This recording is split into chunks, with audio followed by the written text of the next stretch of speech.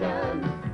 It's intermission, it's intermission. Ice cream, candy, lemonade too. And there's a hot dog waiting for you. The popcorn's popping and it's ready to go. You know all the great food is stealing the show.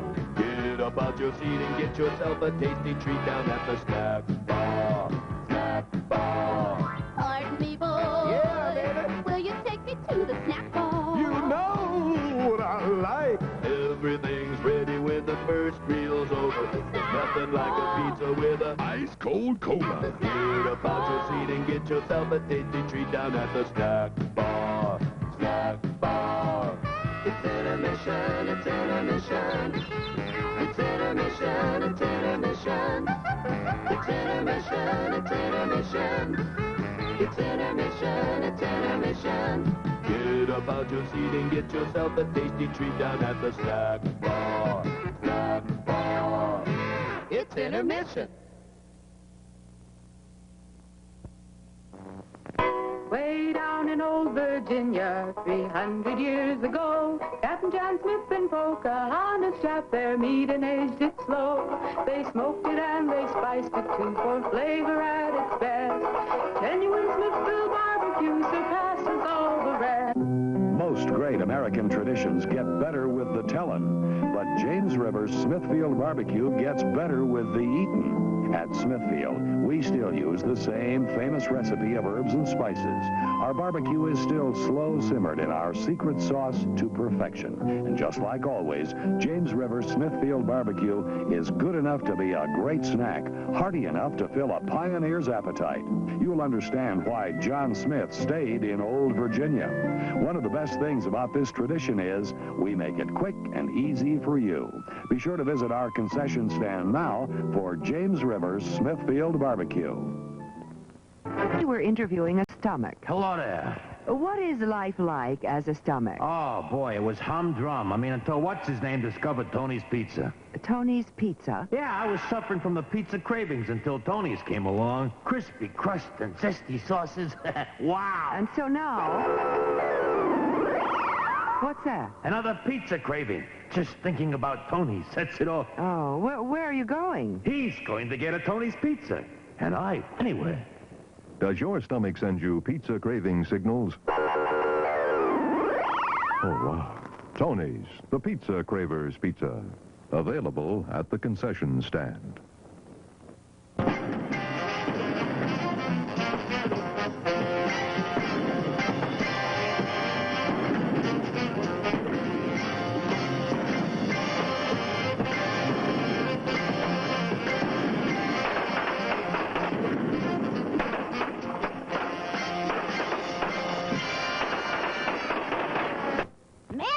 There's a drive-in movie full of juicy people.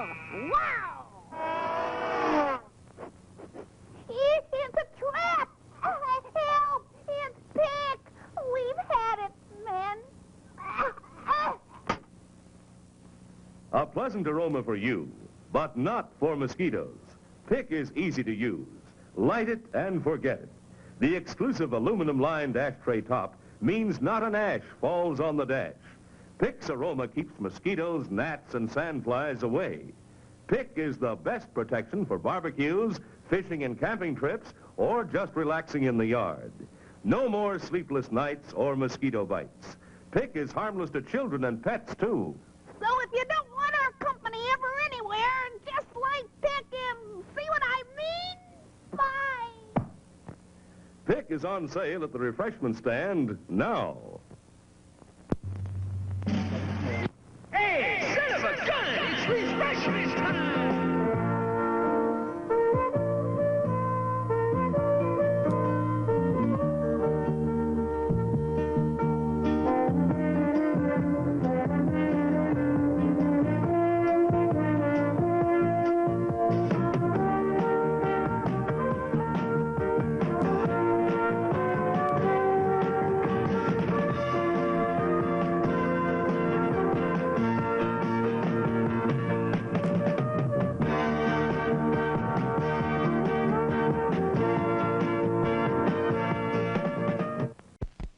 Show starts in 10 minutes.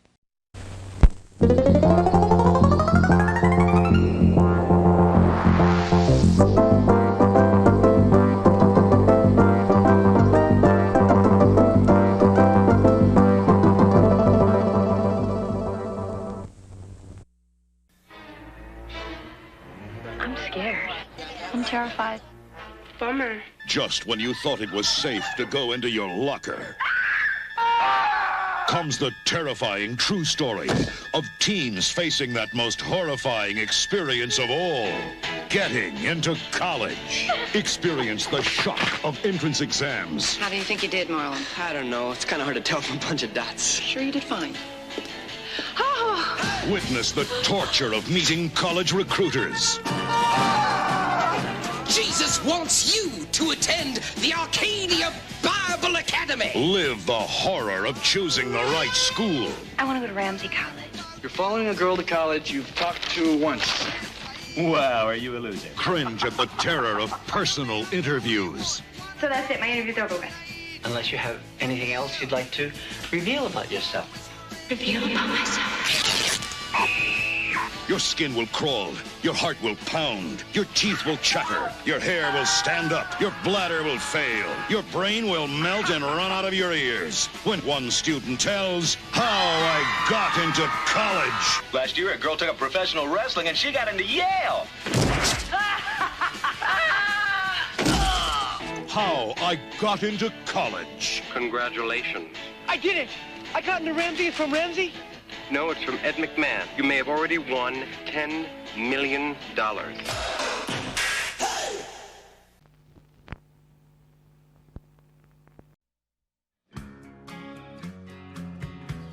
To the other kids at St. Bernard Academy, they were the girls who didn't belong. Whatever you do, stay away from them. Why? They're witches. But after years of being on the outside, Why'd you lie about me? I don't want to go out with you again. Please, stop begging. It's pathetic. 4 girls are about to discover the dark side. You ever heard of invoking the spirit? Black magic. We can make things happen. I mean, this is it. This is real.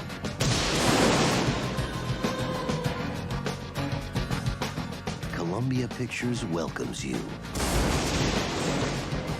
to the witching hour.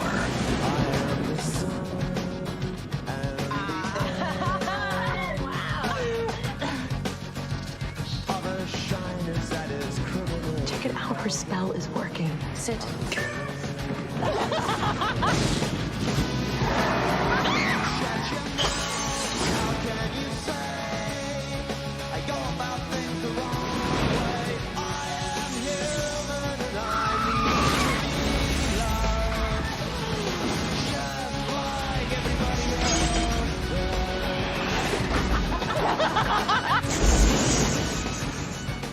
The Craft.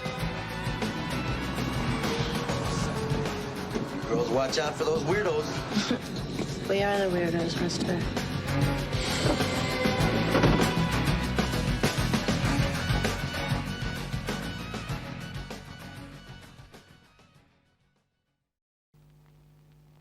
I remember the story like this. It was a dark and scary night, kind of like tonight. 25 years ago, a horrible crime was committed in the town of Cherry Falls.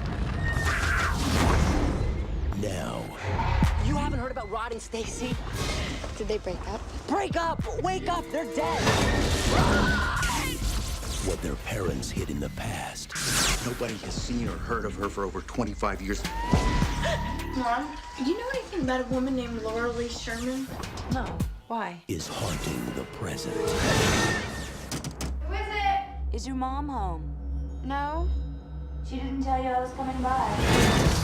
4 teenagers have been killed, a 5th viciously attacked. All victims appeared to be virgins. Whoever has decided to take themselves off the endangered species list and have sex. I need to ask you a personal question about how far you've gone, base-wise. Can you go further?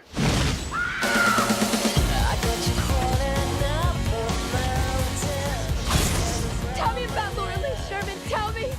That was 25 years ago. Do you think she goes all the way? Doubt it. You gotta come. Come on. This is my post. I can't just split. Cherry Falls. Don't you want your first time to be something beautiful, something romantic?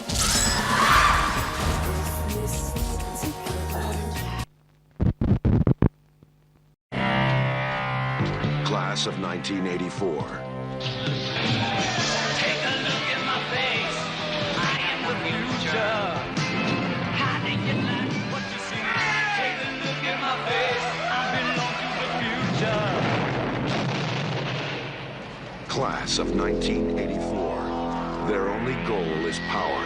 I run this school, man. Their only law is survival. If you want to survive around here, you have got to learn to look the other way. Their only allegiance is to themselves. Still believe in all that bullshit that holds it together. I pledge allegiance. Wise. Should have done me right. Like this. Hey, look what he done, man! He tried to kill me! Somebody's got to stop this insanity. Well, you simply cannot afford to fail this class. Now, what is the answer? I am the future. I am the future.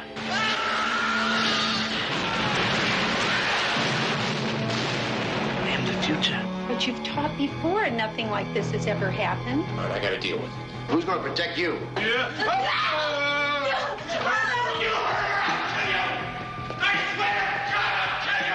You're getting worried, teacher.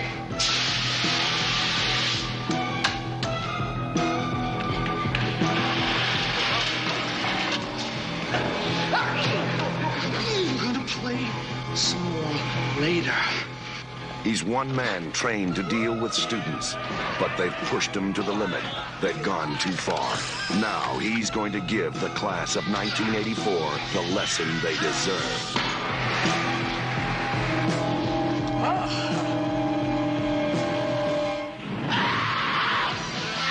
Class of 1984. Is this the future? Take a look at my face. I belong to the future. And the world belongs to me. Take a look at my face.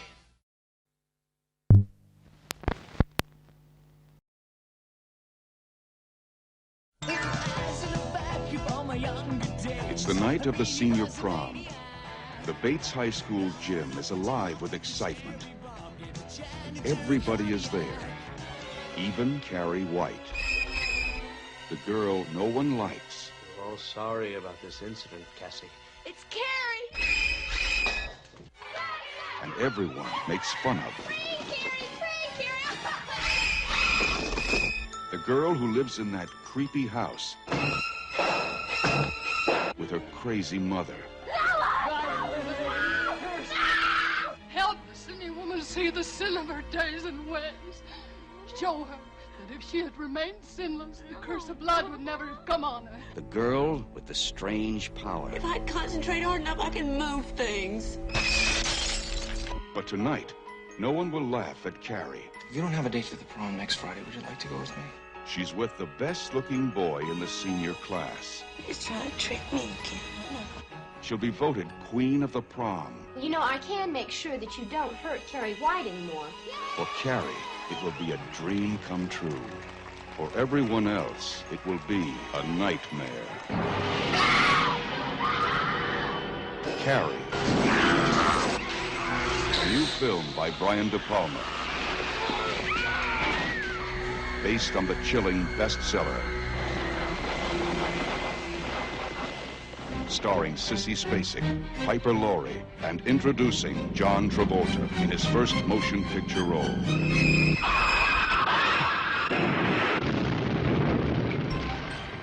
If you have a taste for terror, you have a date with Carrie.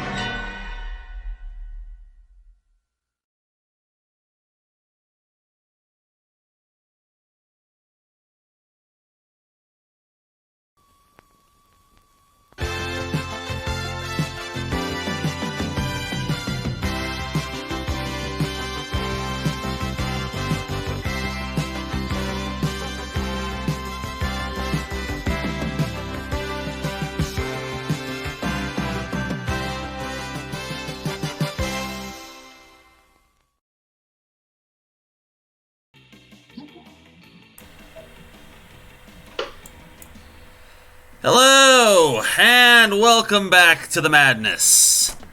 Do we like the wig? I like the wig. I think the wig is lovely. Ooh, it reminds me of Clue. I like it. It has rainbows in it. I don't know if anybody can see. There are rainbows in it, but... No. God damn it! Ah! I just lost the thing. I sent a selfie to a couple of people of this and of this look, and I'm really pleased with how it turned out.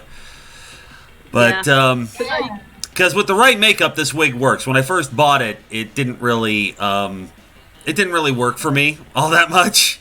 I had the wrong kind of makeup on. I found a combination that worked tonight. I didn't look like it at first until I put the wig on, but... No, I can say honestly, I had short hair like that from a bad haircut accident in high school. I didn't look good in it. You look good in it, though. Yeah. Yeah. As I said to a very good friend of mine, I know I look awesome, but does it say, hey, you want to take me in the other room and rail me until I call you daddy? Oh. Wow. This is the content you signed up for, folks. Welcome back to Crossing the Stream. And what did they say? They haven't responded yet. We'll find out. Stay tuned. But once again, welcome. I'm Aaron. Welcome back to Crossing the Stream. Time to return to the hallowed halls of Spooky High with more Monster Prom. And with me is a cross-section of the usual gang of idiots. We have Casey, a.k.a. Miss Nightmare. Hi, if I sound bad, I might be getting sick. Who knows? Hooray! We have Phoenix. Hi, I'm also snuffly today, so it'll be fun. We've got Ethan making his return after a long absence. I return from the land of spooks and fairies. Is that a crack on my part? I mean, I know I made the joke about railing me until I call him daddy, but still. Not at all. Rocket dude. And we have the cartoon hero himself, Eli. I did a superhero landing off screen, but you couldn't see it. But I'm here. You're paying for that. You're paying for the floor, by the way. My neighbors are not going to appreciate the hole in the ceiling. Again. All right. So once again, it's time for Monster Prom. Give me just a second. I need to set some stuff up really quick. Okay, there we go. All right. So there are 5 of us. We got 2 guys, 2 girls, which means everybody gets to play. Woohoo! But we're going to see who gets first dibs on characters, shall we? Oh, and once again, full disclosure, I have played a couple of games solo to get some standard ask this person to prom, you go to prom with them and all that, blah, blah, blah. Just to unlock some more items in the shop so we have new pathways open. Speaking of which, could somebody please, for the benefit of those of us who are playing, get the various guides and such like, should we choose to follow some of those pathways? I found some... Oh, Jesus Christ. Actually, hang on, give me a second, I'll get them. I got them bookmarked. No, I was gonna say, I was looking, and apparently someone just made a whole entire Ultimate Events guide, but the problem is it's a Google sheet, and it doesn't say exactly what type of events. Oh, that's great. Oh, and it's not, and it's incomplete. Alright. I never use it anyway. Alright. I'll just wing it. Okay, so we'll go ahead and hit play. Start play. There are 4 players. We are playing second term. You found it? Cool. Found it. Yay. Second term 1. Alright. We will play the full game. We will skip the intro as usual. Alright. Yep. Okay, so to figure out who gets first pick of the characters, since we all like fighting over various ones. Let's see. Alright. Casey, give me a number between 1 and 10, please. 8. Phoenix. 6. Ethan. 4. And Eli. 2. Phoenix was right on. It was 6. So, Phoenix, you get first choice. Vicky, please. Vicky, all right. Name?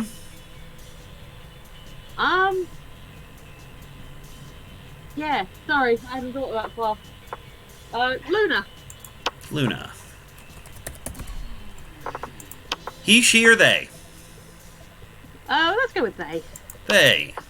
And then in the future, you get to do a reverse of dating our player characters in the future. So it's fun. Yep, when Monster Prom Reverse comes out.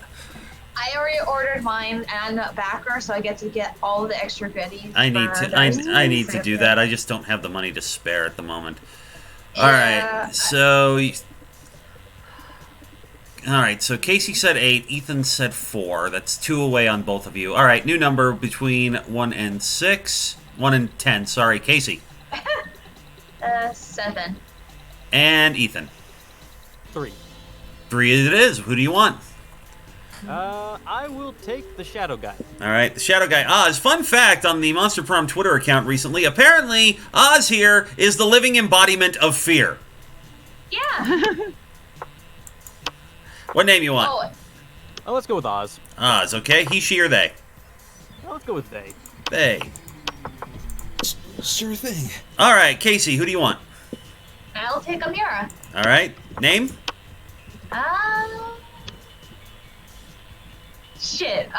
Shit? No! No. God, you did that next time. What was the name of that one character? Oh wait. I'm gonna do this fight. Keith. Keith? Keith. Spell it? Heath. Oh, Heath. Okay, sorry. I thought you said Keith. No, Heath. Damn it, Heath. He, she, or they? They. They. Okay. All right, Eli, you get Zombie Boy. What do you want his name to be?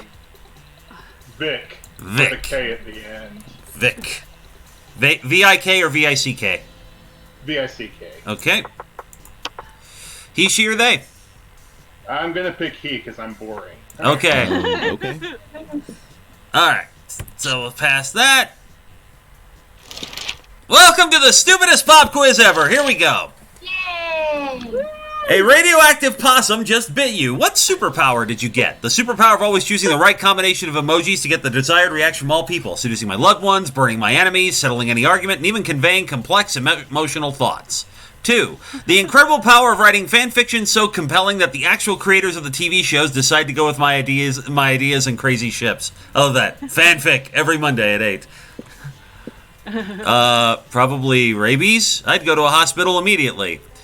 All right, Phoenix, which one? Emojis. Emojis. Okay. Ethan. I'm gonna say rabies. Casey. Fan fiction. Yeah. And Eli. I'll go with fan fiction as well. So charming, so creative, so smart. Yeah. You wish you were raised by a really progressive marriage between a kick-ass venomous snake and actual fire. I love fire, and I see no issue with being raised by it. A mysterious old man who saved me from the streets in order to raise me as his disciple in the ancient ways of rad DJing, or a pack of wild wolves who also happen to be tech moguls who own some of the most profitable companies of Silicon Valley. They would be kick-ass role models and wild wolves. Sick! All right, Phoenix. Rad DJing. I think it was mysterious old man. Pictured above. Yep. Ethan. The Wolves of Wall Street, please. Casey. Fire. And Eli. I'm gonna go with Snake and Fire too. So bold, so fun, so wealthy. What's the sexiest type of knowledge a lover can have? A bachelor's in engineering, sports things, obscure 80s movie trivia, how to make a killer cocktail out of anything, all the principles to build a financial empire, or how to set stuff on fire. Phoenix. 80s movies. 80s. Ethan. The financial empire. Casey. Set stuff on fire. And Eli. How to make a killer cocktail. Liam, Damien, Vera, and Polly. If you were a product, what would be your slogan? Buy me, I'm good. You won't understand me, that's how you know I'm cool. Be ready for a long trip together. Objectively better than the other options. For fans, by fans, or I command you to enjoy me. Phoenix. So they're for fans, by fans. That's the that t-shirt company you like, isn't it? Mm-hmm. No, that's not the one I'm going for. Okay. I'll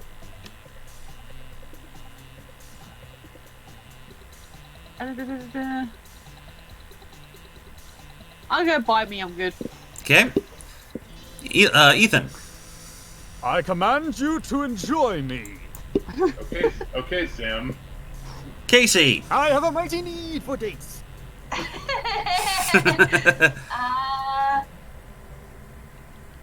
I say the long trip. Long trip. And Eli. I'll go with You Won't Understand Me. Liam, Polly, Zoe, Liam, Polly, Miranda, and I lost the other one. Sorry. Faded too soon. I'm sorry. Let's go. All right, here we go. All right, Phoenix, you're up first. Smarts 9, Boldness 4, Creativity 2, Charm 7, Fun 7, Money 5. Where would you like to go? Oh. So which my lowest two, Creativity and... Lowest is Creativity and Money. No, sorry, Creativity and Boldness. I think we'll go for Creativity first. That's the auditorium, isn't it? Yep. Cool. All right. That day, while rehearsing with the class plays, so the muses themselves tend to give you figurative oral sex. Your performance is intense and inspiring. It'll be remembered for generations, which is pretty rad by high school play standards. You gain 2 creativity. You notice Liam and Scott having a discussion. Who wants Liam? Who wants to be Liam? I'll do Liam. All right. Eli, you want to do Scott? Sure. All right. Scott looks confused, and Liam looks bored, which means they're probably having an argument. Look, not that I care, but aspiring to be a professional sports star is both impractical and passé. Wait, you don't care? But you walked all the way over here just to tell me that. Plus, don't you want to be like a professional magnetic ibuprofen? What? Mimetic influencer. Try to keep up. But how does one of those guys earn money? Mimetic influencers don't earn money, Scott. We earn cultural capital. We earn theoretical dollars. We earn the very concept of currency. Oh, okay. How much cultural capital does a sandwich cost? I've been there. I can see that I'm not getting through to you. Hey, could you explain this? Explain to this cretin why my career path is objectively the best. First of all, it's cretin. If you're gonna insult him, do it properly. Yeah, and also, could you explain what a cretin is? You just did that. Liam means he wants to be an artist, and artists are important. Who do you think designs all those sports jerseys? Or, actually, I think sports is the best career. I mean, how far can a mimetic influencer throw a football, huh? I want to go for Scott this time, so I'll go with the bottom one. Not so bold! Extremely far. The farthest. What? He pretty much said it right there. Yeah. Yep. It's what we're best at. But I've spent my entire life trying to be the best at throwing football. Aww. That was your first mistake. Not cool. Oh no. Oh no. I've wasted my whole life. Sports is meaningless. Oh no. Whoa. I mean, I didn't mean to. I was just trying to win the argument, and... But it's too late. Scott runs away in tears. Liam feels like a lying douchebag, and it's all your fault. You lose 2 charm and 1 fun, but you did get hearts for Scott. So, you got something there out of that. Yeah. All right. All right, Ethan. Smarts 11, Boldness 4, Creativity 5, Charm 3, Fun 4, Money 7. Where would you like to go? Library's the money, right? Correct. Then library it is. Yeah. That day, you spend some time on the library's PCs, mining some bitcoins. This is supposed to have something to do with solving algorithms and the rise of cryptocurrency, but you guess that nobody actually has any fucking idea how it really works. Anyway, you gain 2 bitcoins, which is equal to $2 million! Which, unfortunately, is equal to 2 monster dollars, so 2 money. was gonna go there. Later, you see Miranda and Vera cornered by the wolf pack, who are watching them like a pack of wolves. The wolf pack is here.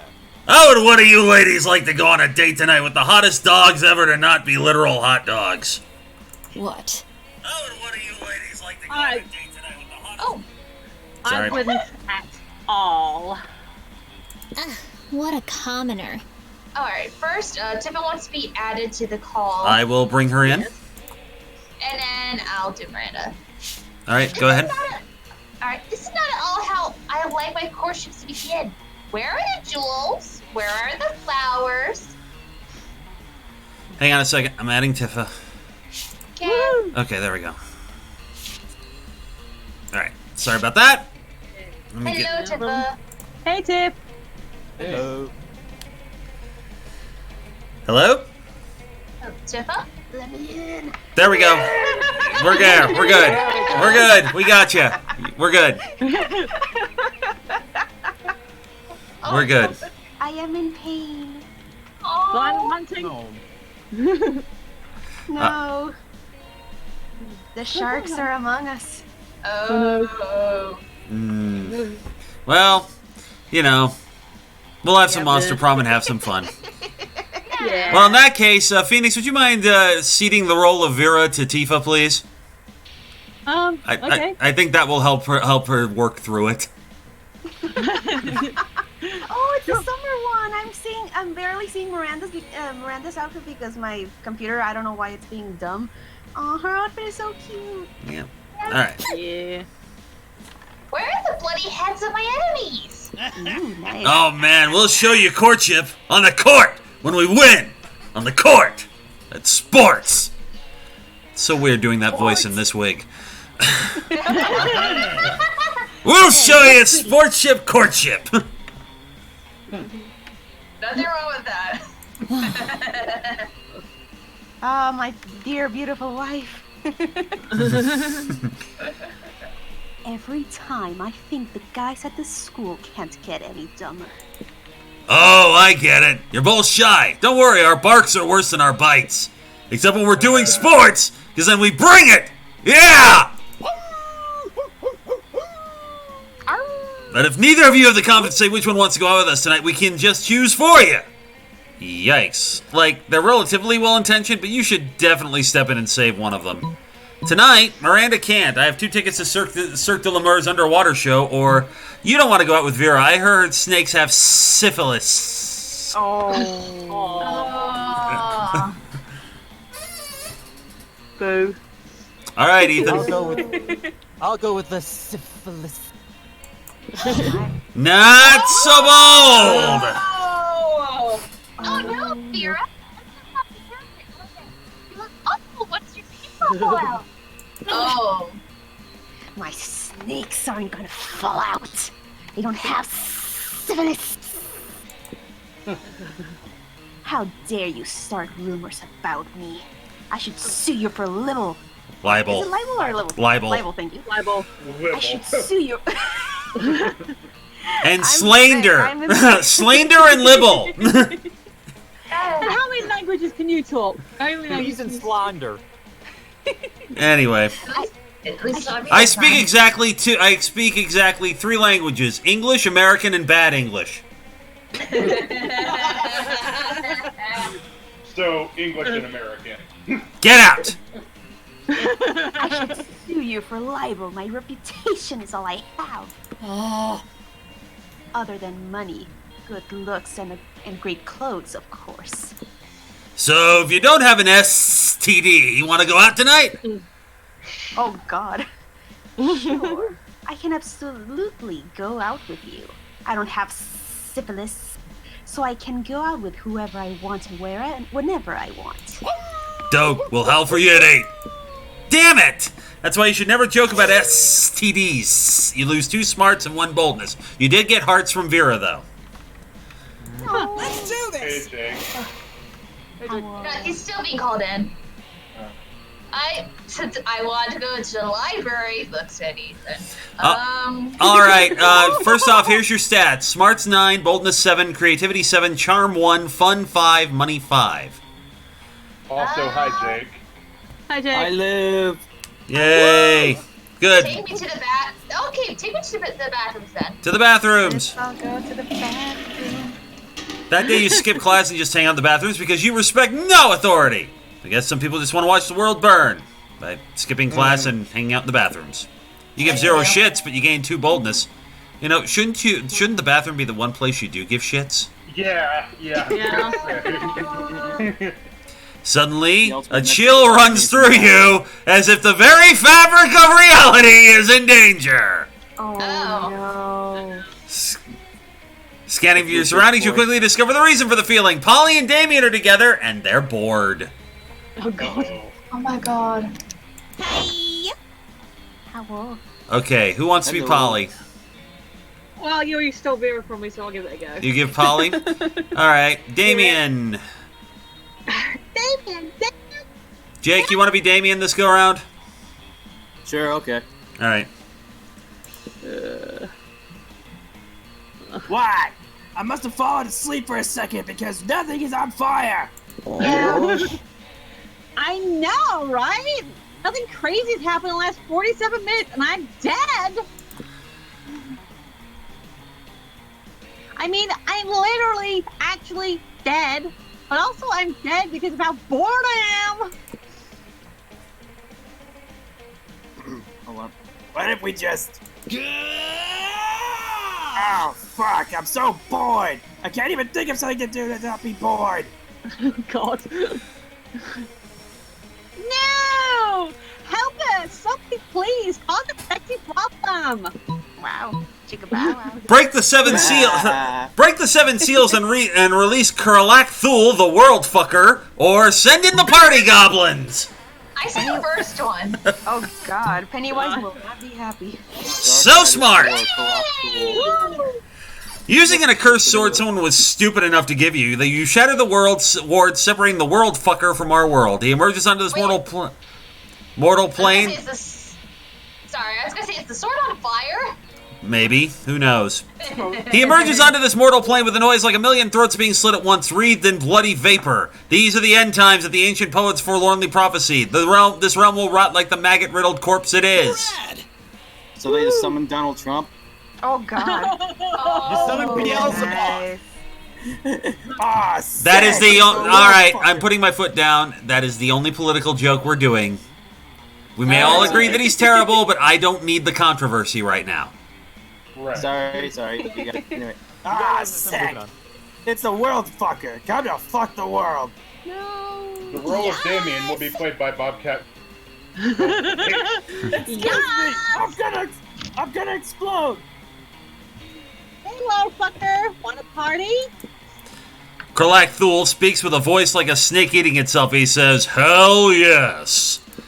You all head off to party all night, leaving a trail of flaming wreckage in your wake. The world is doomed, but at least it's not boring. You gain 2 fun and 1 boldness. Sure. Yay. All right, Eli. Smarts 9, boldness 7, creativity 7, charm 1, fun 5, money 5. Okay. So, Gym is where you go to raise your charm. No, wait, no. Yes, gym is where you go to raise your charm. Okay, then I'll go to the gym. All right. That day, as always, an epic dodgeball match takes place. Everything seems long, blah, blah, blah, blah. Interviews for thing, leading to a spectacular comeback. You're a natural born leader. You gain 2 charm. Woohoo. Later that night, you're out bar hopping with the 2 hippest monsters you know, Liam and Polly. The evening comes to a grinding halt when you're denied admission to Club, thus named for the giant club carried by the bouncer, who is currently denying you entry. So I see this club is owned by Captain Caveman. How unsatisfactory. My modus operandi is to be the instigator of exclusivity, not the victim of it. Don't worry, I got this. Hey there, handsome. Interested in some hot ghoul-on-ghoul action? The bouncer snorts. I can see right through you, Casperina. Move along.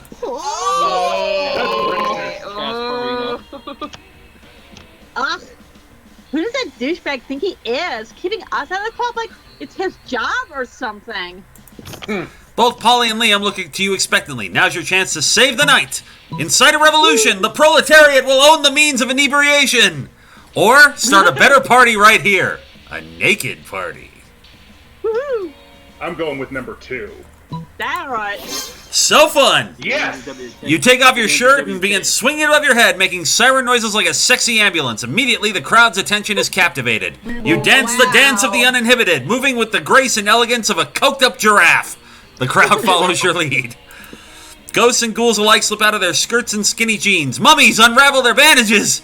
When the people inside clubs see what they're missing, they flood in to join your naked rave. In the morning, over an epic hangover breakfast, you reminisce about last night's triumphs. What a surprisingly pleasant turn of events. And a rare opportunity to work on my moon tan. I think my favorite was when we literally fucked the police. Best night ever! Literally fuck the police. Wow!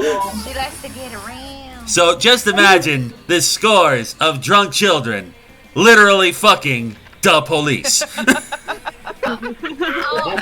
Well, we were just talking about Cherry Falls. So.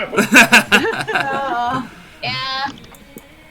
Yeah, it was. You sure showed everyone the power of self-confidence, team spirit, and giving no fucks. You gained 2 boldness and 1 fun. Only Polly gave fucks. Let's trade places. Everybody chooses an occupation. All right.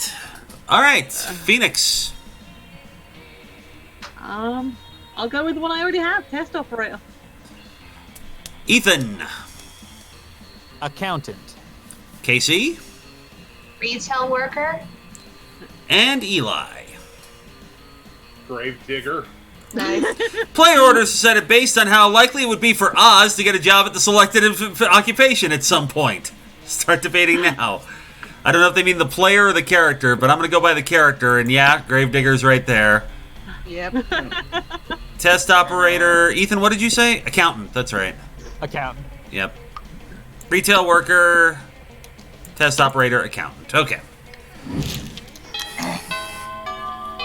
Things are starting off well for me. That's a bad sign.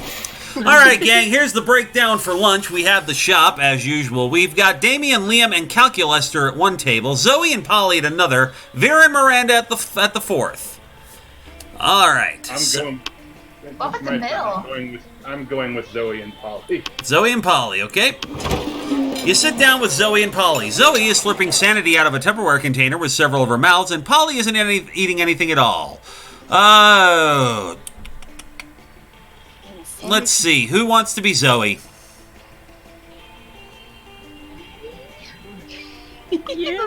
Casey's little voice. Yes, Casey, you can be. Yes, Casey, you can be Zoe. Yay! All right. You feel a little uncool for being the only one at this table eating normal food. Oh, hey. Speaking. Oh, look at her! She has floaties. She's got a little sand shovel in her tentacles too. I love her hair up. Speaking of eating food, oh yeah, Vic, I can read your thoughts. Sorry. Why are you even here, Polly? Why does Zoe look like a mob wife from Long Island? Why are any of us here, Zoe? The universe is vast and full of mysteries. She's asking the real questions. No, come on. I mean, why are you here in the cafeteria? I mean, Miranda comes here to supervise her eating serves, and Liam comes here because he presumably feeds on fanfics. But you don't feed on anything at all. So why are you here? Why aren't you out doing drugs or getting laid or something? Oh my God, Zoe, you can't ask people why they don't eat. Well, because... It seems like Polly might be on the verge of an existential crisis. Those are really serious for ghosts. Save her! Polly comes here because secret backstory reveal, or Polly comes here because fuck it, she can do what she wants. Number 2. Awesome, dude. I repeat my previous statement. Heck yeah! You just said my 2 favorite words. Fuck and it. No. Can you fuck it? No, fuck it, and she can do what she wants. I mean, like, I also go to the gym, even though I don't have a physical body. Why do you do that? To look at butt And there are butts in here in the cafeteria too. So there's your answer. Butts. She like big butts and she cannot lie. Yeah. So your answer is that you come to the cafeteria to look at butts. Mm-hmm.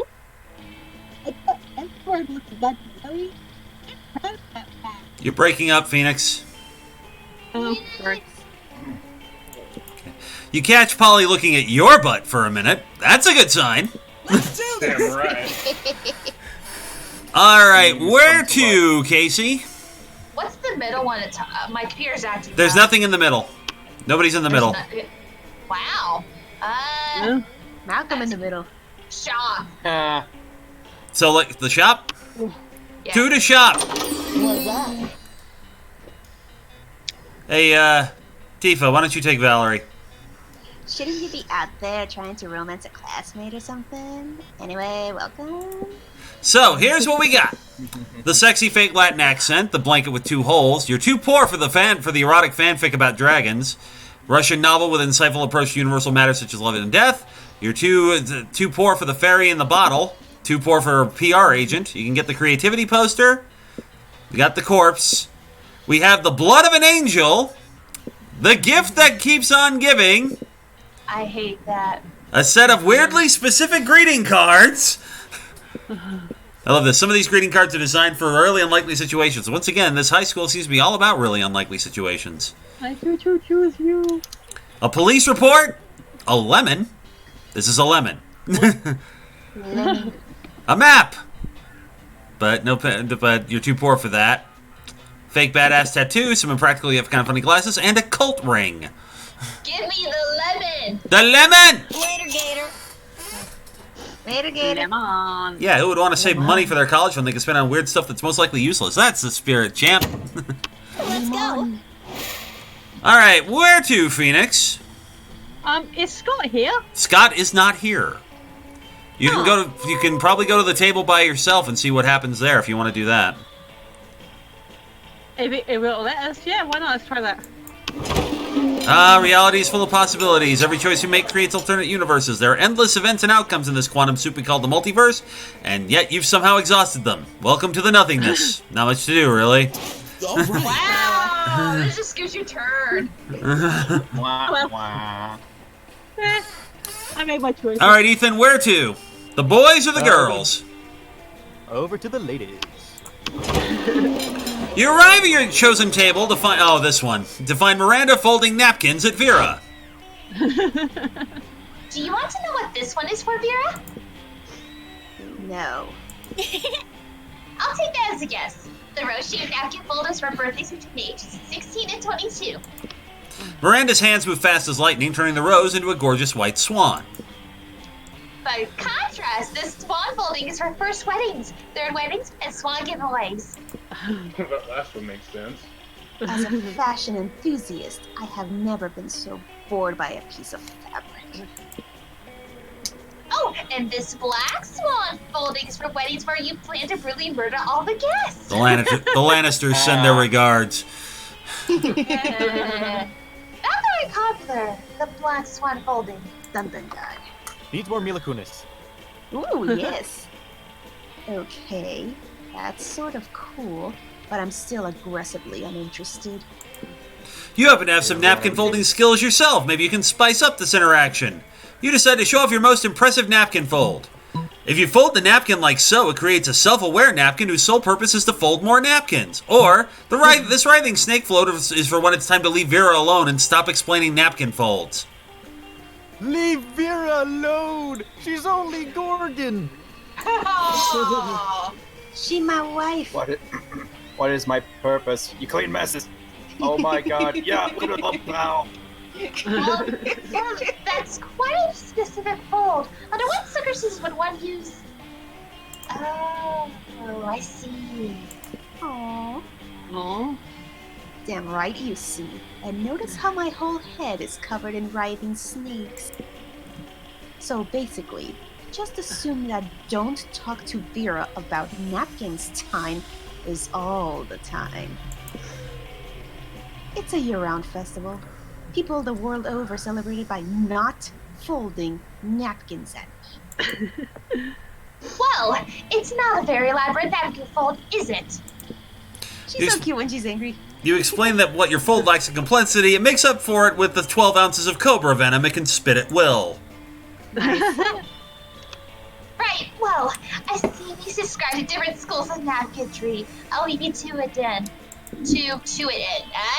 It's alright. Your reward for running Miranda off is a one-on-one lunch with Vera. You've never felt so alive. Trading places. Everybody chooses a food. Alright. Phoenix. Tartlet. Ethan. What? Spaghetti. Okay. What'd you say, Ethan? Spaghetti. Alright. Casey. He made turkey. And Eli. Pizza. I was trying to say turkey tacos. Okay, fine. Ooh, yummy. That actually sounds good. Player order. Hey. Oh my god. Player order is decided based on how filthy this sounds. Hey, darling, your food choice is moist and ready for you. Oh my god. Guess what, Casey? You win! Yes! Okay, wait. Give me a second. Hey, darling, my turkey taco is moist. Good, everybody! Jake will now be off to take a cold shower. Yeah.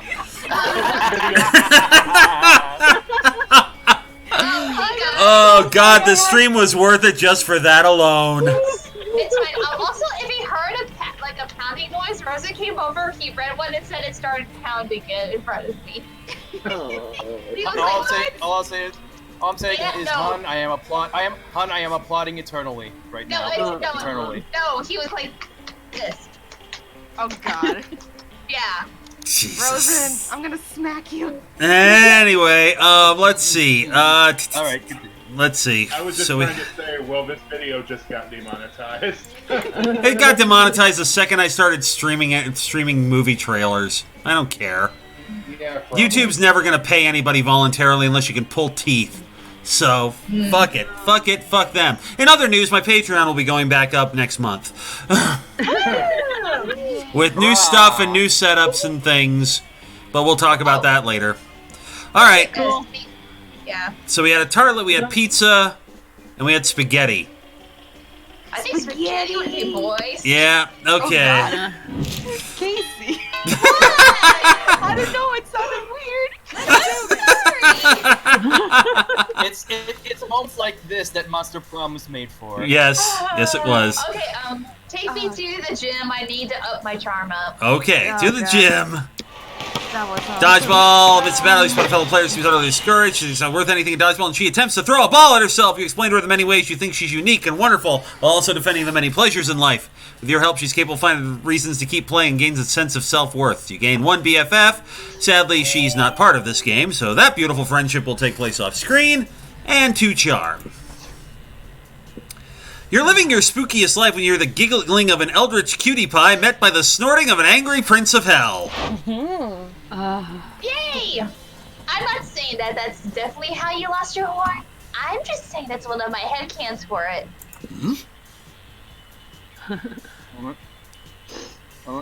Headcanon! Yeah, how I imagine you lost it in my mind, and I think of all the cool adventures everyone at Spooky High must have gone on before I joined you all as a regular girl. Oh yeah, hi Trekkie. I had some issues with YouTube's policies and whatnot, and I decided to stop. And then I realized, you know what? I don't want to fuck around with the assholes on Twitch either. So I came back. So welcome back. Compromises. Compromises. It's what makes capitalism work. Anyway. Anyway. Regular girls, don't come up and ask me if I nobly sacrificed my horn for the coven because I'm secretly horny for hope. Okay. Joke here. Yeah.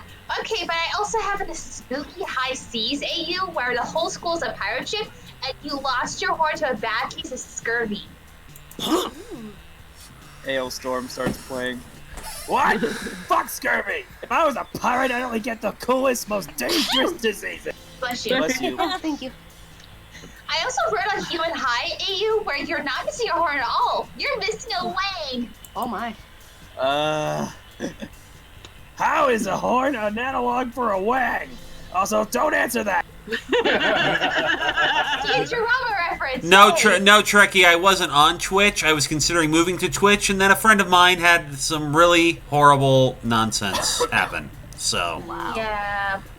and that made me realize that Twitch is full of assholes that I don't want to deal with. So, Also, Trekkie said is tied to the girl who sneezed. Thank you. that was Tifa. There we go. Yeah.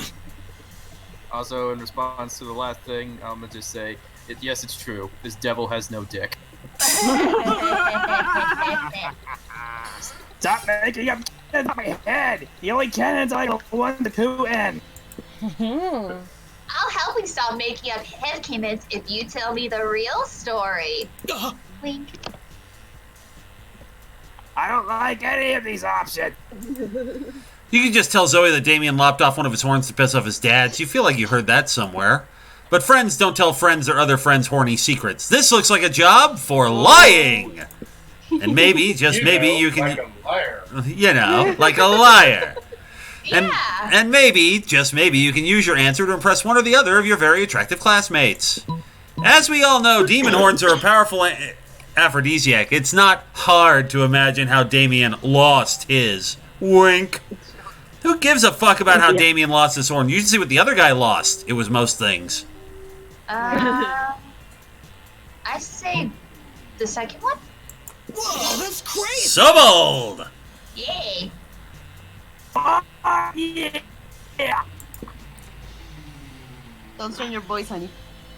That's fucking right. You should have seen that. You should have seen that other guy. Guys, there were 5 of them.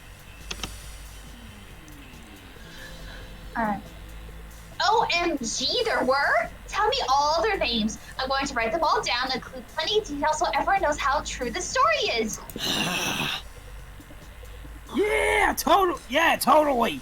They were all giants, and their names were Star Eater, Monstrous Big Nightmare, Deathfucker, and Wait, Monsters Big Nightmare? Perhaps a relative? No relation. Beast Mode and Hope Killer you finished for him, and the two of you quickly proceed to yes and the fuck out of this situation. You're talking about Deathfucker's shotgun. Oh, hold on a second. Oh my god. Hold on.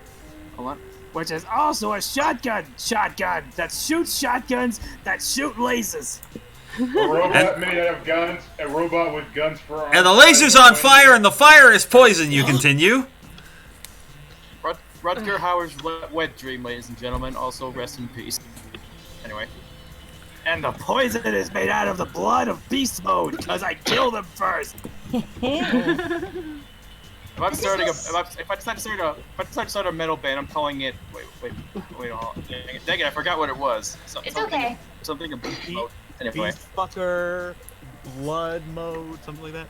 Beast Mode, Deathfucker, Hope Killer, and something of Beast. Something of Beast Mode, but anyway, continue. Yeah. This is also so interesting, important, and every single word of this super accurate story is going into this fanfiction. Going to be the most accurate spooky high thing ever. I can't wait for the whole world to hear about that time that Hope Killer paid for taking his horn with his life. And with this $1 trillion inheritance, you'll come into a few years, so everyone should fear you now. Fucking metal.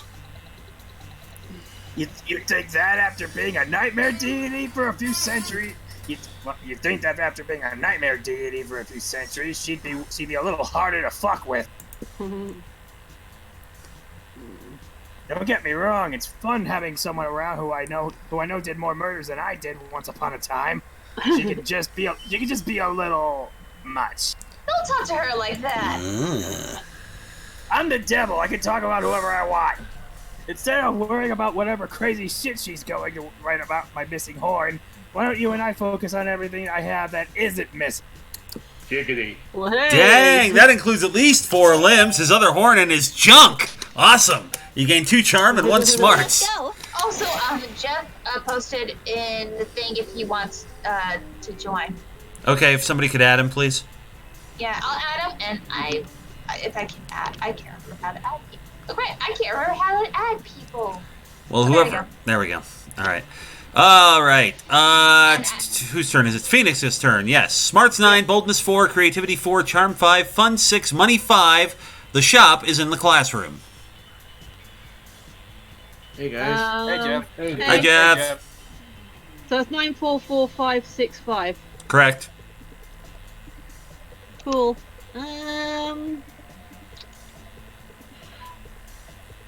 Let's go for. Yeah, let's go for boldness. To the bathrooms. Well, in the bathroom, you tell yourself in the mirror that you're so bold you would kill a tiny, big-eyed turtle with your bare hands. That monstrous act would instantly give you 500 boldness. But come on, you're just talking to yourself in the mirror. What's the merit in that?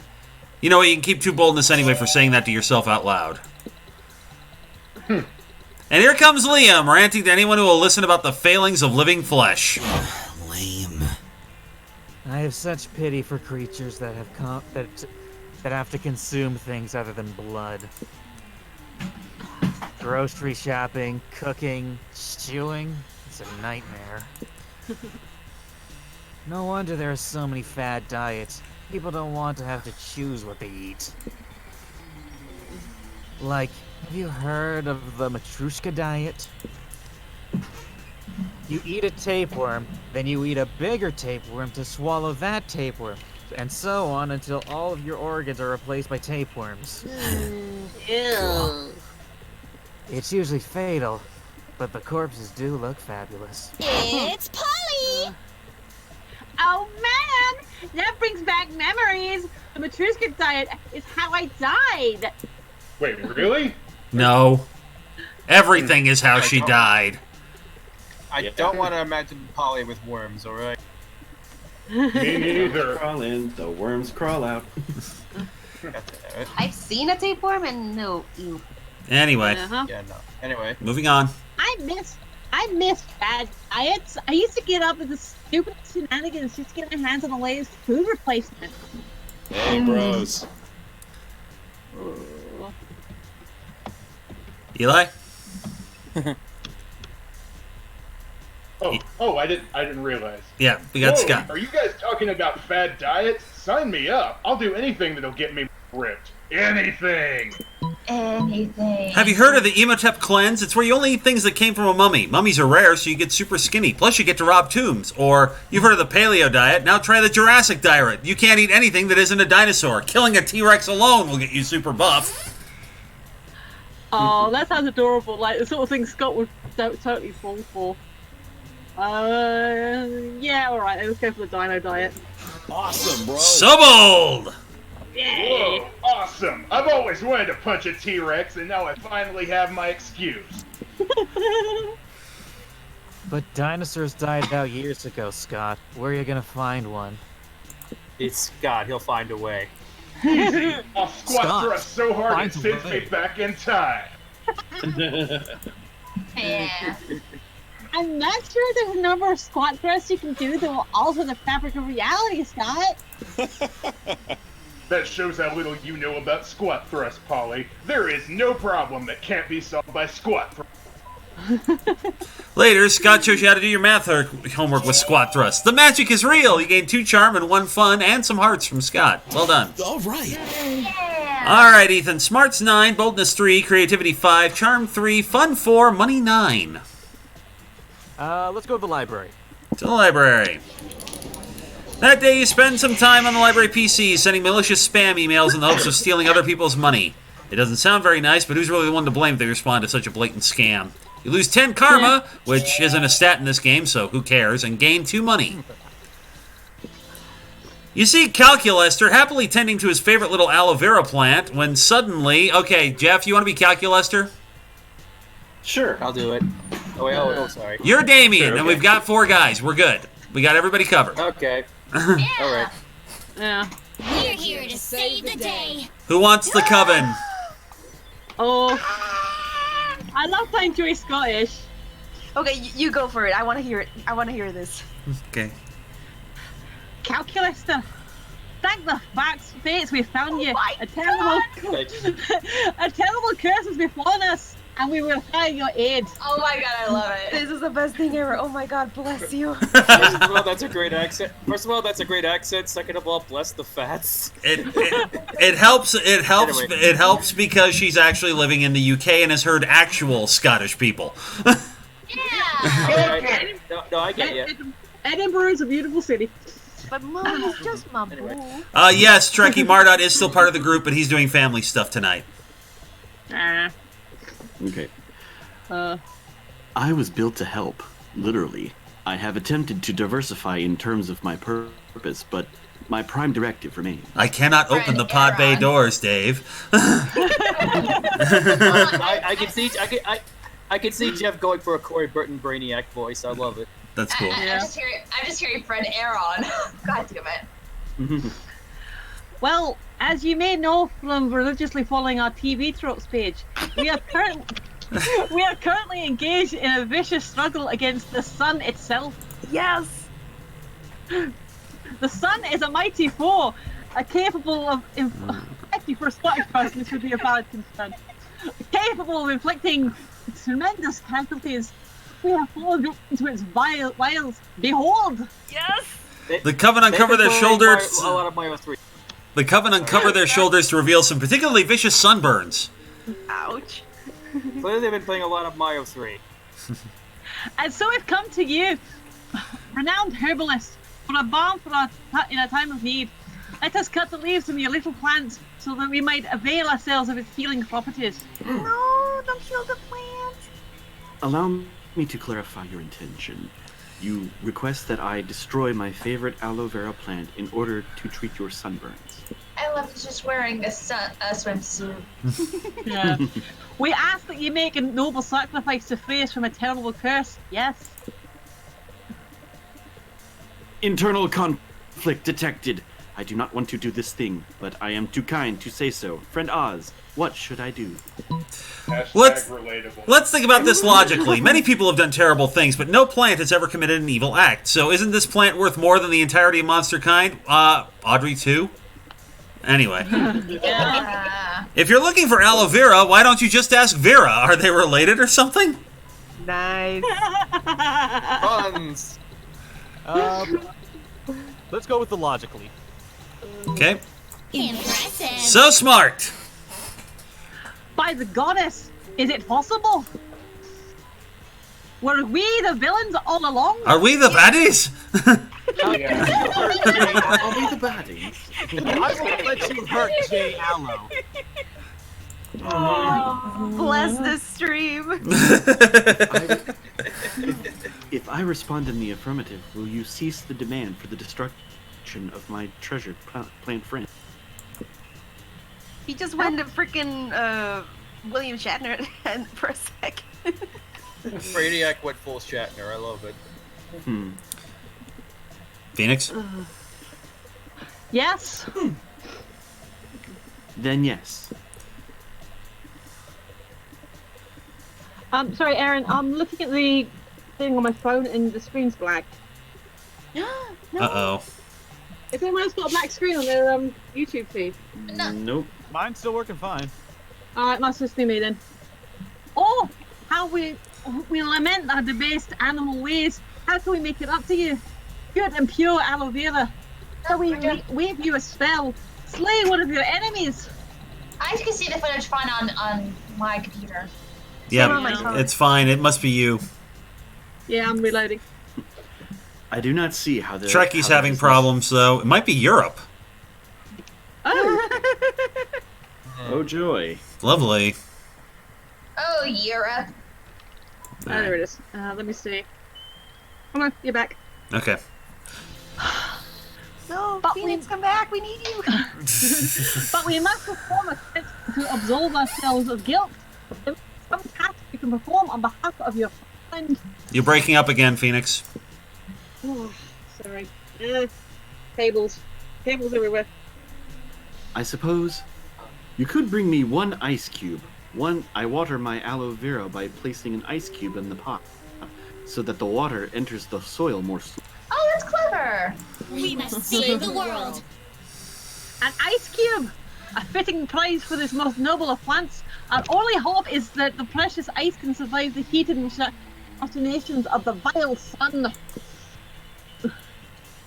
Yes. Well, good luck. I just noticed he has sunglasses on too. No, it's the swim goggles. Ah. The Coven rush off to find ice, happy to be on a mission. Calculus returns back to his plant, happy to not be a part of their mission anymore. For brokering this truce, you gain 2 charm and 1 fun. Sure. I just imagine like Calculus being like, "Do not talk to me or my son ever again." Okay. I am proud of my gay plant son. I love my gay plant son. I love my gay plant son, yeah! Gay plant son. Gay plant son. No, there's an actual song called I Love My Dead Gay Son from Heather's the Musical. Nice. It's great. It like starts off as a gospel song, and it's just like with like some of the most awful gay innuendos you've ever heard in your life. I love the UK version. Okay. It's more updated Yeah. for me personally. Yeah. I need to watch this musical now. Anyway. Yeah. Alright, Yes. so Becky, yes, you're right. There was a question. All right, so what's left is the auditorium, the classroom, and the outdoors. The shop is in the classroom. okay, so my lowest stat is charm right now. Which you can't so- do, which is the gym, and Casey already took it. Yeah. Yeah. So basically, you can either up your creativity or your fun, or go to the shop. I'll go outdoors. Okay. That day during recess, you start a half-hour rave that goes full crazy. You have no idea how it escalates so much, but at one point there are like 300 people. Someone summons demons from a nightmare dimension. The consequences might distort the fabric of reality itself, but who cares? It's a rad party. You gain 2 fun. You notice Polly and Scott on the lawn doing something? Polly is chewing determinedly on a hula hoop, while Scott slowly covers himself in sunglasses. What? Despite your better judgment, you ask what they're doing. Yoga, bro. What does it look like? Sorry. Leon said we should practice some yoga in order to cleanse our bodies of all the drugs and sports. Cleanse our bodies of all the drugs and sports. Yoga doesn't work that way. Also, probably you don't have a body. And I was like, sure, I'll try anything once. So here we are, doing yoga. Seemed like a lot of work to look up yoga on the internet, so instead we just made an educated guess based on actually nothing. Oh man, what if we're doing it wrong? The 1,000-yard stare. Now I'm just picturing Scott trying to look up yoga, but he accidentally looks up yogurt. Funny, that's just what Trekkie said in the chat. Yeah. It's like, I'm slathering it all over me, but I'm not getting rid of anything. Oh, I'm getting something, says Scott, says Polly. Oh, God. Does anyone out there like me yet? Can I stop this? Terry loves yogurt. Anyway. Anyway. Phoenix? Okay. There we go. Yeah, like, do you know anything about yoga? Do you have any tips on how to do yoga the best? Focus on deep mindful breathing, or you need yoga pants. I guess you need yoga pants? Not so charming. Scott's like, I don't wear yoga pants. Are those like pants made of yoga, or pants that do yoga? Yes.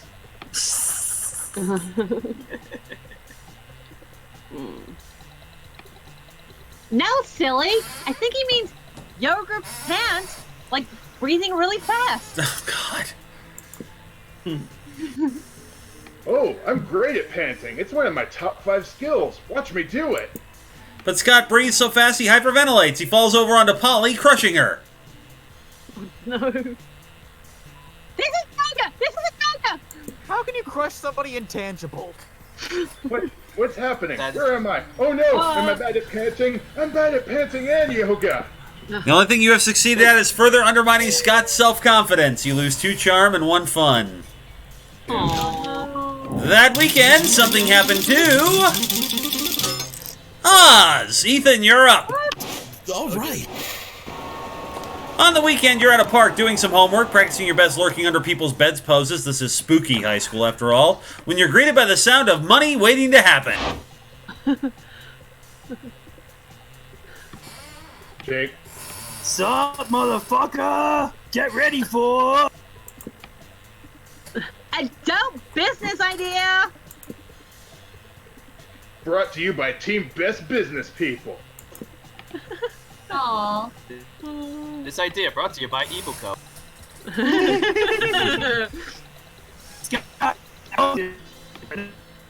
We're doing is getting ready to recruit investors. We have a great improvement. We're going to reinvent the wheel. In this case, the wheel is a bucket, and we're reinventing the bucket. So this is how Buckethead got started. So we realized that buckets can be pretty extreme if they're big enough. But are they ever really big enough? That's a big I have bucket. a bucket.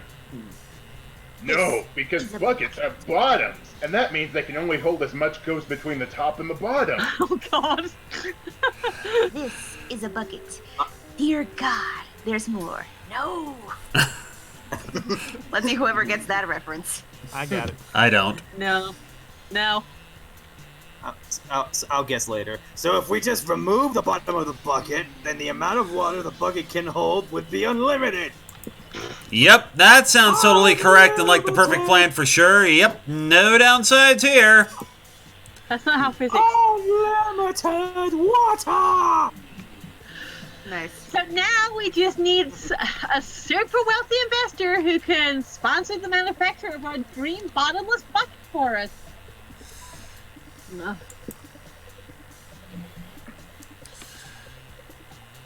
How do we put this delicately? Do you know anyone that's fucking loaded? You check your phone. Vera would never invest in this. Miranda, no, she's already investing in a bucket company, so it would be a conflict of interest.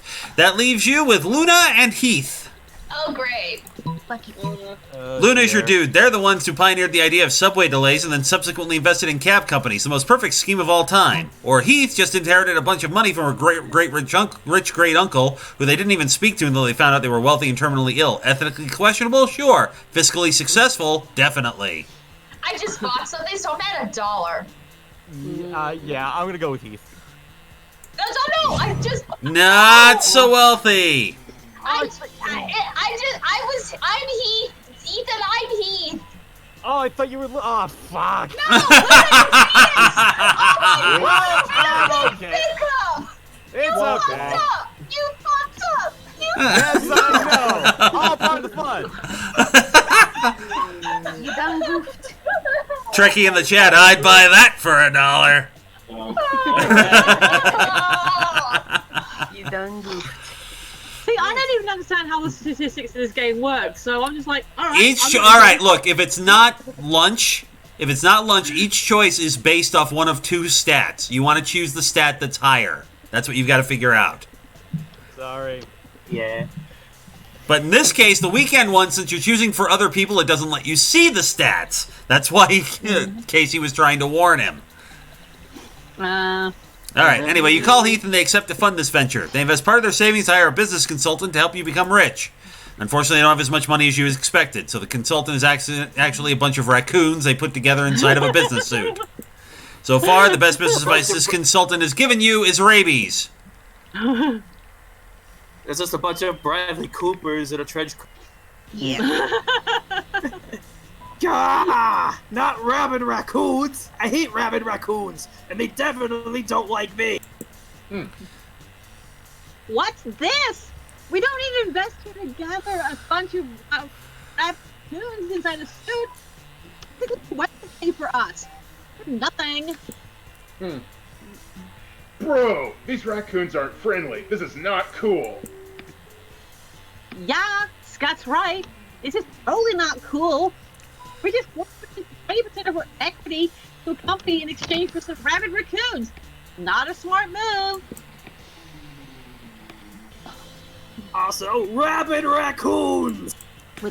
Damien and Scott are busy fighting the raccoons, but no doubt they'll find some time later on to dislike both of you. Polly doesn't care about them since she's a ghost, but she's definitely disappointed. Overall, you both lose 2 smarts and 1 money for the funds you spent on rabid raccoons. I lost all the rest of my money! Oh no. Everybody chooses an... /Pompoko joke here. Yep. Tricky in the chat. Rocket Raccoon is a good investor, and maybe he looks better in yoga pants.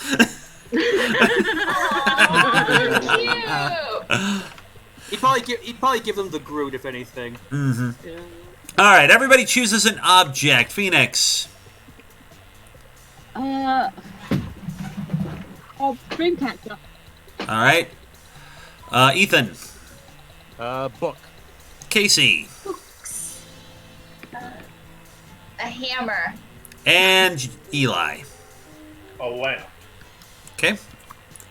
Player orders decide based on how unsexy it would be to use the selected object as a sexual toy. Start debating now. Oh my god. Dreamcatcher, a book, a lamp, and a hammer. I was gonna say the hammer. That's the book. The hammer's my penis. Yeah. All right. I think the Dreamcatcher would be unsexy. All right. So this. What did you say again, Eli? A lamp. Lamp. Unfortunately, in my experience, I have heard of both being used as sex toys, both hammers and lamps. I wish I didn't, but I have. This is what happens when you watch too much What the Fuck Is Wrong With You. Either that one episode of Scrubs with the light bulb up that guy's butt. But the lamp would be more painful, I think. So we'll go with that. Yeah. If they turned Amityville 4 into a porno. Okay. All right. All right, Ethan. Smart 7, boldness 3, creativity 5, charm 5, fun 5, money 10, and the shop is in the gym. Let's boost my charm. To the charm. Can't boost your charm. That's the gym, and the shop is in the gym. Oh, you know what? Yeah, let's go to the gym. Gym? Okay. Hey, stranger. Hi, stranger. It's been a while. I've missed you. It's okay. You can look at my stuff. All right, what can you afford? You can afford the PR agent, the map, the funny, some practical yet kind of funny glasses, creativity poster, a sheet with 2 holes in it. You cannot get the lemon, the penguin mask, the erotic fanfic about dragons. Cannot get the weirdly specific greeting cards. Can get the Russian novel, the badass tattoo, the corpse, the pile of coke, the sexy fake Latin accent, the fairy in a bottle. Cannot get the blood of an angel. You can get a tampon used by the former prom queen, or the gift that keeps on giving. I'll take the fairy in the bottle, please. Ooh, I know that then. Awesome. Yep. Let's go. All right, Phoenix, where would you like to go? Let's go to the auditorium. Okay. Class play. Totally forget your lines. It's terrible. You only get down. You start improvising all your lines. And it's marvelous. Somehow it enhances the pathos of the play in unexpected ways. And that's saying something since half of your improvisation is a rap battle against your inner fears. Oh, the lemon's not expensive. It's just that Casey already bought it, Trekkie. Mm-hmm. Like you do. You find Scott pacing across the stage, chanting to himself under his breath. Sorry. Tree. Tree, tree, tree. Tree. God. I am Groot. What is tree? What is tree? Roots, leaves, bark. Bark!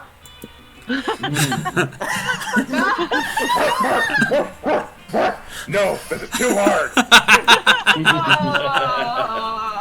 When I saw that school play had tryouts and practices, I thought theater would be like the sports of the arts. God, we love Scott so much. Precious dumb baby. Scott is a precious child that must be protected. Yeah. But Coach never asked me to become a majestic oak tree. He only asked me to catch balls and sometimes throw them. How do I know what it's like to be a tree deep down? I only know how to bark up them and pee on them. What am I supposed to do? Pee on myself? Yes, good plan. Pee on yourself, or you are what you eat. Consume the script. Well, since I don't want him peeing on himself, I'm going to have to ask him to eat the script. Not so creative. Aww. I don't want him to pee on himself. Let it be known that we've come across a situation where peeing on oneself is the ideal situation. I have been trying to bulk up. Yeah. I have been trying to bulk up for sports, so eating paper in bulk would probably help. He pulls the script out of his bag, unhinges his jaw, and swallows it whole. I don't feel more like a tree, but I probably haven't eaten a tree's worth of paper yet. Scott wanders off, hopefully to continue more treely pursuits. But when you run into him later, he looks even more distressed than before. Oh dear. I didn't feel like a tree when I ate my script, so I ate Vera's and Polly's and Deviant. And the directors and the stage managers and the assistant stage managers, and now no one even knows what the play is about. It doesn't even He ate matter. everyone's homework. It doesn't even matter if I feel like a tree if there's no point to be a tree in. The actors are forced to write a new script to replace the old one. It's mostly the same, except with more lines about how you, specifically, suck. You lose 2 fun and 1 creativity. Let's do this. Alright. Casey, smarts 8, boldness 10, creativity 7, charm 5, fun 7, money 0. Casey? I thought she wanted to be back by now. Casey, are you here? She was gonna go. She left for a second. She said she was trying to Get a drink. She was trying Okay. to get a drink. Sorry. All right, we're good. We're good. We're fine. We're all good. Okay, sorry, no. I don't want There to we use it. are. Okay, alright, take me to the library. I want my money. That day you spent some time. That day you spent some time on the library's PCs playing some good old online poker. Gambling seems like a stupid and dangerous decision, but who cares? This time it paid off, so fuck it. You gained 2 money. Yay. Ever since you bought your precious lemon, you began each morning by staring lovingly at its wonderful yellowness. So juicy, so succulent, so tempting. You lean in for a sour kiss when Trekkie announces that he has to leave. See you, Trekkie. Thanks for stopping by. Bye, Trekkie. See ya. Later. What a commoner. Guards, seize them. Before you know it, Miranda's bodyguards have seized you and she grabs your precious lemon. Not what? Now, what do you think you're doing? Traitor! You're a total traitor face. Miranda chucks your Apparently precious... has a lot- Yes? I was gonna say, she apparently has it out for lemon grab from Adventure Time, apparently. Oh god. Miranda chucks your precious lemon as far as she can. It goes about 4 feet. She doesn't have a lot of upper body strength. Disgraceful. Traitor face, what's she gonna call you next? Scrotum head? It's totally, yeah. It's totally, like, disgraceful that you're competing against Scott and me. Competing? You're confused until you see Miranda pointing at the worst and also cutest lemonade stand you've ever seen in your life. It's made out of wood planks with several nails sticking out wildly. Someone has painted Lemonade, and it costs 50 Monster dollar on the front of the stand. Though these words are clearly written in blood. Nice! Scott is working at the lemonade stand and also waving at you adorably with one of the bloody wooden planks. You see, the other day, Scott and I were totally bored, so we asked Vera how we could have fun. She told us there's no greater joy than the joy of entrepreneurship. I got it. We were confused at first. I assumed entrepreneurship was some kind of fancy, weirdly named ship. But it turns out is the act of getting money not by birthright, nor by extorting your subjects. Exotic. Awesome, bro. Yeah, and I love a good challenge. And any word with more than 3 syllables is already challenging by itself. So we started this lemonade stand, but nobody's bought any lemonade yet. Which sounds like not a good thing for a lemonade stand, but what do I know? Wait, I see a business opportunity. Hey, Polly, can you hear me screaming? I'm screaming lemonade, so that you buy 1 lemonade. Is this loud enough? Ow! always down for a little liquid courage. What kind of booze is this? Actually, there's no alcohol in our lemonade. It's just made from lemons, sugar, and horsehair. What? Bye. Sorry, babes. You just can't drink unalcoholic shit. If we do, we'll die. Oh, that makes sense. Sorry for all the cheering. Hope you don't die. You're going to point out to Scott and Miranda that Polly's already super dead, but she ghost teleports away before you get a chance. Yo, Liam, my dude, come do lemons. The lemonade. Do it. Yo. Come do lemons. Look at the hat. Lemonade? At a lemonade stand? What is this? A coming-of-age movie from 1984? It's oddly specific. Actually, that would be super meta and awesome. But since I don't see a film crew, I'm assuming you're just selling lemonade, which is absurdly passé. Thanks for the compliment, bro. Hear that, Miranda? We're passé. Whatever that means. Idiots! That's not a compliment, it's an insult that demonstrates my superb vernacular. If you're going to be this cliche, you might as well start a Start Kicker campaign for your lemonade crowdfunding. Crowdfunding is as out of fashion as the patriarchy right now. You're about to point out that for someone with such a superb vocabulary, you've heard him say passé and cliché 1 out of every 3 times you encounter him, but then Miranda stops you with a very high-pitched ooh noise. Ooh! I've heard of this Star Kicker thing. It's a website that allows pets to give their money away. Funny. Whoa, that sounds dope. Thanks for the advice, Liam. You're like always there for us, bro. I'm out. Ugh, you two are ruining my carefully crafted tsundere vibes. I'm out of here. Oh my god, yes! Scott and Miranda immediately whip out their phones and start planning a Start Kicker campaign. Scott is just using a piece of cardboard with a picture of a phone screen drawn on it, but weirdly he's got the best signal of all 3 of you. It seems that we need to promise the pets some kind of reward for their money. What should we give them? A reward for our lemonade campaign. Maybe we should do... Scott thinks hard about it for 12 full minutes. Aww. A glass of lemonade! Inserting Jeopardy theme here. Perfect! Okay, I wrote that one down. Now we need something even fancier for another reward. Maybe a glass of lemonade? Sure, where my ideas starts when I need them. My ideas is for the working class. We nobility are all about suppressing them. Whoa, we need another reward? Dang, my brain is overheated already. Heat, help us! You check the last project you backed on Start Kicker, and after reading through the Human Prom 2 campaign for inspiration, you have the perfect idea for a fancy reward. Exclusive beta access to the lemonade, or a body pillow of a sexy glass of lemonade. The first one. So smart. Majestic. Beta access to our lemonade? That's geniusy. Oh, so beta access would be like giving our backers lemons? Yes, it's perfect because it entitles less work on our end and we can charge more money.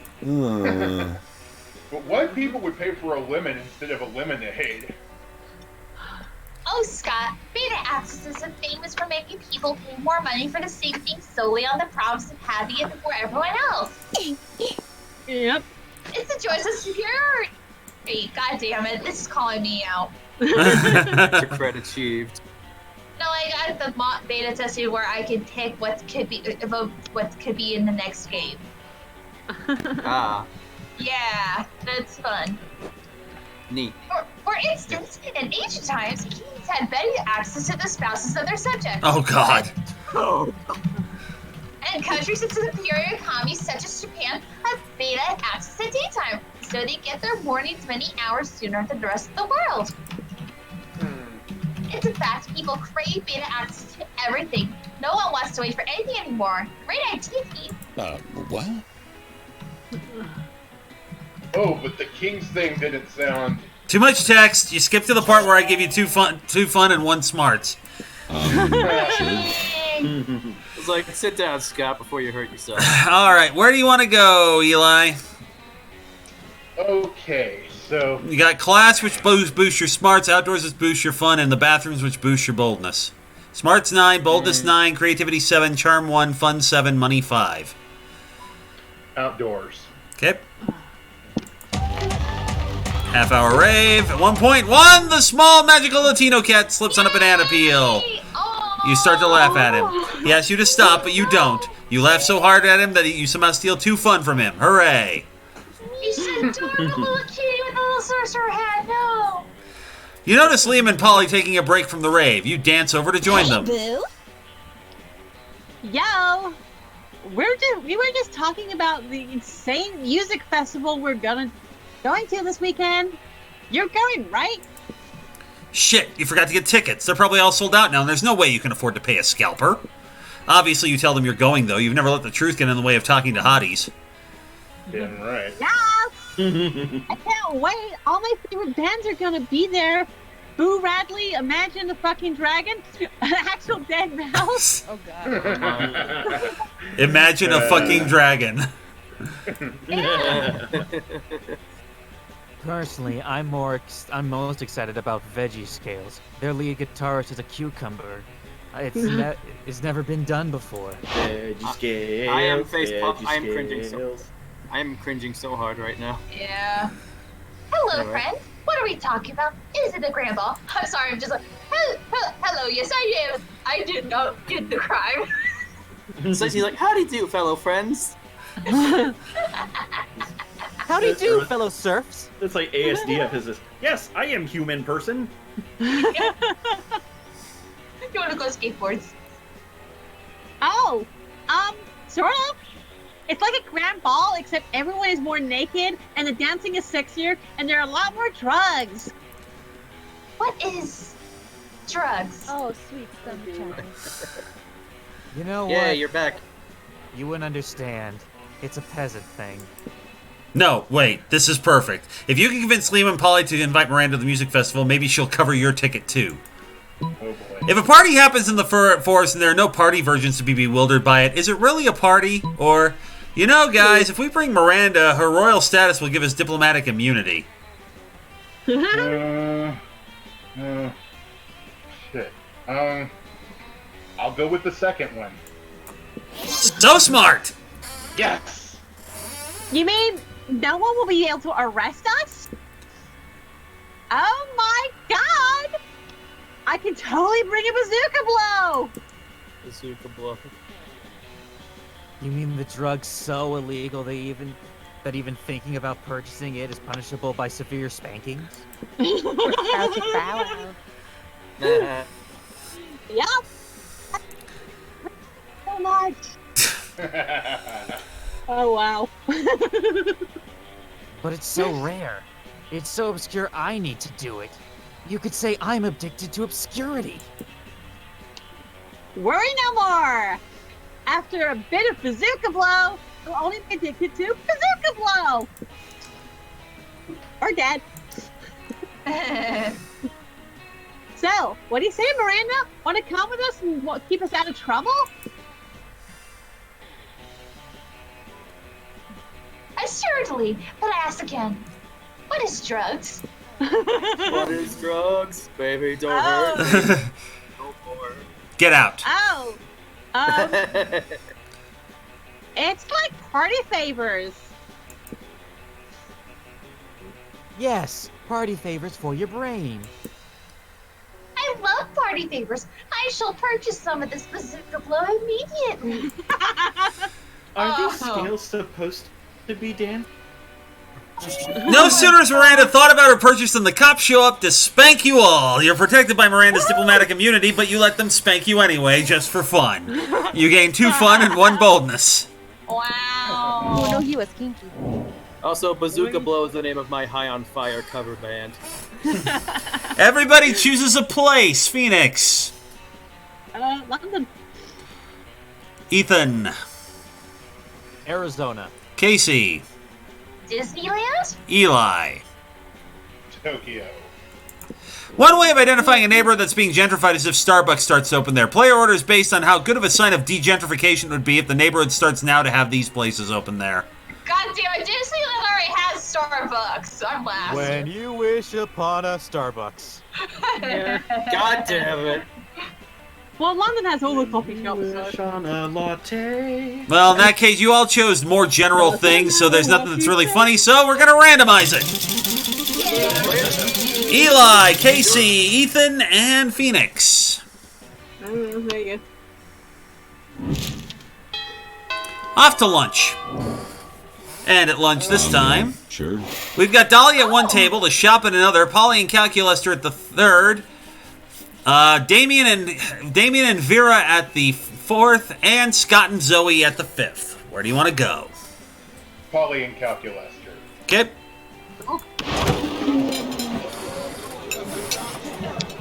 Friend Polina, please correct me if I have misunderstood, as I am still new to these customs. Mm-hmm. But it is my understanding that the cafeteria is designated for the consumption of calories by those organic beings who need them to live. Heck yeah! And these tables are to put aforementioned calories on in order to be consumed. You got it, little robot buddy. But you seem to be dancing on top of this table, therefore preventing your fellow students from using it for its designated function. I can't let you do that, Polly. Should I make it rain, Polly?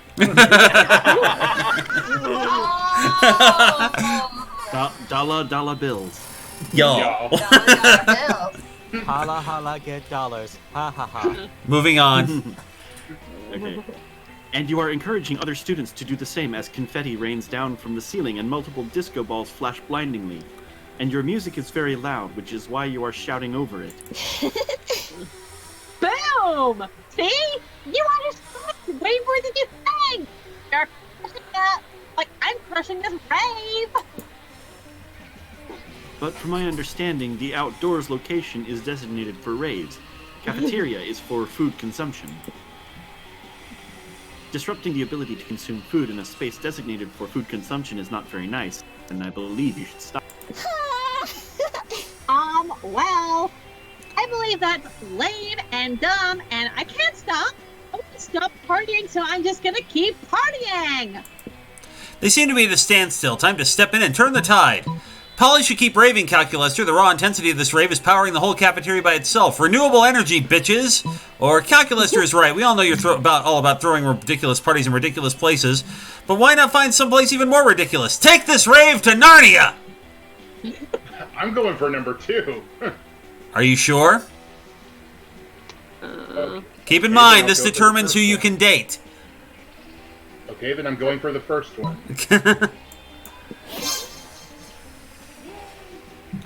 Polly's rave is generating electricity? Duh! This rave got all the cafeteria lights turned on! That's why they call it! Good deal. Wait for it! Lit! I have in fact heard this terminology used by my fellow students, but misinterpreted as a colloquialism meaning cool. Now that I understand that you are actually endeavoring to stop global warming by generating your own electricity, I can appreciate the necessity of this lit rave. God. Woo! Yeah! I mean, totally what you just said! You know, what else would stop global warming? If you told you on top of your street and set the tone for some really juvenile jokes! Jesus. It's an eggplant emoji. No. Oh, I thought. No, Like- that's a big... Like so? Yeah! That won't actually stop global warming, but using public transportation more and eating less meat will, so you make a mental note to do those things. Polly would love you even more than she does now, which is a lot, because you just nailed that situation. Let's do this! Wow. All right, Casey, where to? To the wall. Take me to Dahlia. Dahlia. Okay. So the symmetric's off my circuit board. No one really wants to sit with Dahlia, which means you get half a table all to yourself. Sweet. Who wants So the Dahlia? sweat drops off my mouse. Actually, Phoenix, you only have one character right now. You get Dahlia. Yeah, Alright, give her the character. Come on, do it. I want to hear her voice. Oh, God. The less sweet part is that you have to sit at a table with Dahlia. Man. Look at me. I'm worried about you. Don't look surprised. I care. I'm a caring person. I care about my allies. You get the feeling she doesn't have that many allies. So scrawny. Look, the point is, you straight with me, and that's the problem. How are you ever going to defeat the rival if you're scrawny? You try to explain that you don't really see anyone as a rival, but Dahlia presses a finger to your lips, shushing you. Don't talk. Listen, I've seen you prancing around school, flirting with other classmates, trying to take them to prom. Sure, you're not fighting any glorious battles like I am, but you think you have a rival. I think you do have a rival named Rejection! Oh. And I know the best way to defeat any rival, through a good old-fashioned anime workouts! Shit, you're kind of starting to think she has a point. Hey, couldn't hurt to try, White. Try, right? Dahlia offers you a choice between two workouts. Getting thrown off a cliff, or punching a waterfall until it runs backwards. Hold on, I'm trying to type something real quick. Oh, sorry, boy. My baby versus in the background. I don't know. Get thrown off a cliff or I say punching a waterfall until it runs backwards. Why not? Sounds fun. To business. Okay, To defeat but the remember, Huns. yeah. The point is to strive for something that's seemingly impossible. You probably won't actually make the waterfall flow backwards unless you achieve some kind of unmatched power levels, start glowing with key energy or something. I'm just trying to manage your expectations. But little does Dahlia know, in addition to being a monster and a high school student, you've actually also been a Super Saiyan this entire time. Wait, I'm a magical girl. You regularly dye your hair because you just want to live a normal life.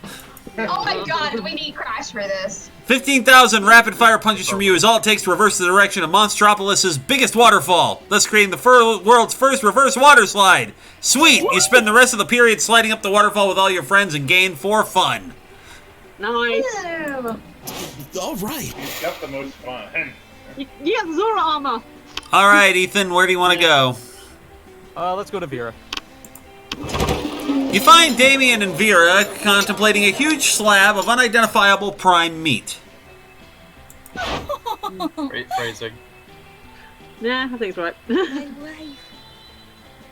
All right, Damien. I know we had our share of disagreements during this convoluted teaching expedition. Poaching. Sorry. God damn it. I'm looking at the computer there. Okay, let me try that. All right, Damien. You're also very quiet. Oh, sorry. Yeah. But I have the phone on like right next to my mouth. It's I know okay. we had our share of disagreements during this convoluted poaching expedition. Like when you told me not to bring all my knives. But I trust we can now put our differences behind us and enjoy the fruits of our labors. Look, fine, whatever. Can I have my Freddy Krueger glove back? Freddy You mean Krueger. the meats of our? Freddy. Moving on. You mean the meats of our the meats of our labors? Yes, together we will enjoy this raw, bloody cut of meat as a symbol of our... Okay, get a room, you two. Hey, it's the game. Boink. Wait, raw and bloody? You mean you're not even going to try using fire on it? I have to agree. Yeah. Of course I used fire. I specifically instructed the chef to prepare this meat while glancing briefly at a light stove. A lit stove, goddammit. I blame my phone, shut up. Did the fire ever, touch the meat? It's raw! Wink. What would be the point of that? A cut this fine can only be eaten ultra rare. At least it's not secret rare. I know it can. You wait here while I get my culinary flamethrower. Bart, I want a culinary flamethrower. Me too. Same. I made the pyro, damn it. Damien, please, let's be reasonable about this. Fuck reason. I got a flamethrower. What is reasonable? It's like drugs. Well, no, flamethrowers are the answer to everything. Yes. Just ask just ask Jack Dalton. If we can't come to an agreement, let's appeal to an arbitrary third party. Oz will surely make the intelligent choice for us. Isn't that right? My word, the steak is too cooked already. Rub some ice on it and douse it in blood, quick. Or the only way to enjoy a steak is after its charred remains have been retrieved from a burning building. Get the ice! Quite right, quite right. Someone turn off the heat. Get the frost wizard in here. Fetch more blood from the blood bank. No, Wizworms were annoying. What the fuck?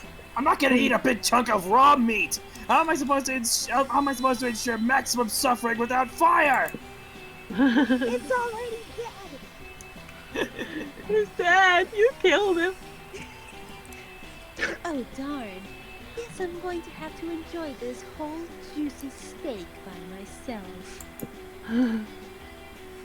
Whatever. I'm gonna go burn down a burger joint and eat whatever survives the fire. Good for you, Damien. Live your best life. Vera slips you a thick stack of cash under the table. Unfortunately, she pays you in Vera bucks. More fortunately, your stack of Vera bucks is redeemable for 4.5 minutes of intimate eye contact. Juicy. Let's go. Wow. Like the meat. All right, where do you want to go? Oh, who's at where? You've got either the shop or Scott and Zoe. I'll go to Scott and Zoe. You sit down with Zoe and Scott. Scott is eating his trademark pizza sandwich, which is just 3 slices of pizza on top of each other. Zoe has a notebook out and is taking notes. But how do you get your food, Scott? Why do you want to know so bad? It's pretty normal. No, it can't be normal. I'm doing research for my latest fanfic, Cry Havoc and Let's Slip the Dogs of Love. It's about a pack of werewolves going on the biggest hunt of their lives. A hunt that'll change them as hunters, but also as werepeople. They went looking for food, but what they found was personal growth and a new understanding of group sexual practices. This is what 50 Shades should have been. Yeah. Yeah. Also food. Yeah. So that's why I need to know, how do you hunt? Oh, well, normally I go to the cafeteria and I ask for pizza. That's it. What about hunting in a pack? Enjoying the spoils together in a feast of blood and rage, exploring each other's bodies. I was the other same. Well, I guess sometimes me and my cousins order pizza at home and then the pizza comes and we eat the pizza. Zoe does not look at all satisfied with Scott's answer. Maybe you can get Scott to give some juicier info, or convince Zoe that ordering pizza is actually dramatic. But Scott, what about when you go searching for pizza in the wild? Or Zoe, don't dismiss the utter suspense and extreme pathos of waiting endlessly for the pizza to arrive. Truly, it is the central tragedy of the 21st century. I'm not doing well, so I'm gonna go with the second one. Probably gonna be wrong again. There you go. Woo! Oh, wow. I thought the Nice. central tragedy of the 21st century was that we're gradually destroying the planet with every convenience we enjoy. We're also removed from the consequences of our actions, that we will continue to be manipulated by our corporate masters until we're all living on a desolated cinder. Well done. Wow. Nope, it's the pizza one. If only. Also, goddamn it, Rosa. Roseanne! Hi. They say hi. Hi. Oh, that's a relief. That other one seems super depressing. Yeah. Not having pizza is really depressing too. Sometimes when we're waiting for the pizza, I get so hungry I could eat a horse. So you chase down and kill a horse in an orgy of bloodlust? What? No! Usually I just eat corn chips and watch sports on the TV, but I'm really bummed while I'm doing it. Zoe decides to make do with Scott is giving her. Scott's just happy for the attention. You're happy because Scott is happy. Everyone wins! Scott is such a mood. Trade places. Everybody chooses an animal. Phoenix. Unicorn. Yay! Ethan. Kangaroo. Casey. A corgi. And Eli. Giraffe. Player order is decided based on how cute a video where a charming cat becomes friends with the selected animal would be. Well, yeah, corgi, sorry. Yay! Unicorn. So we had corgi wins. Then we had a unicorn, a what was it? What were the other ones again? I'm sorry, guys. Giraffe, and what we... kangaroo. All right. So yep, unicorn, kangaroo, giraffe. Corgi. Let's do this. They're adorable. All right, where do you want to go? The shop this go round is in the bathroom. Okay, what are my stats? Smarts 9, boldness 10, creativity 7, charm 5, fun 13, money 2. Okay, hold on 1 second. Trying to look at my little guide.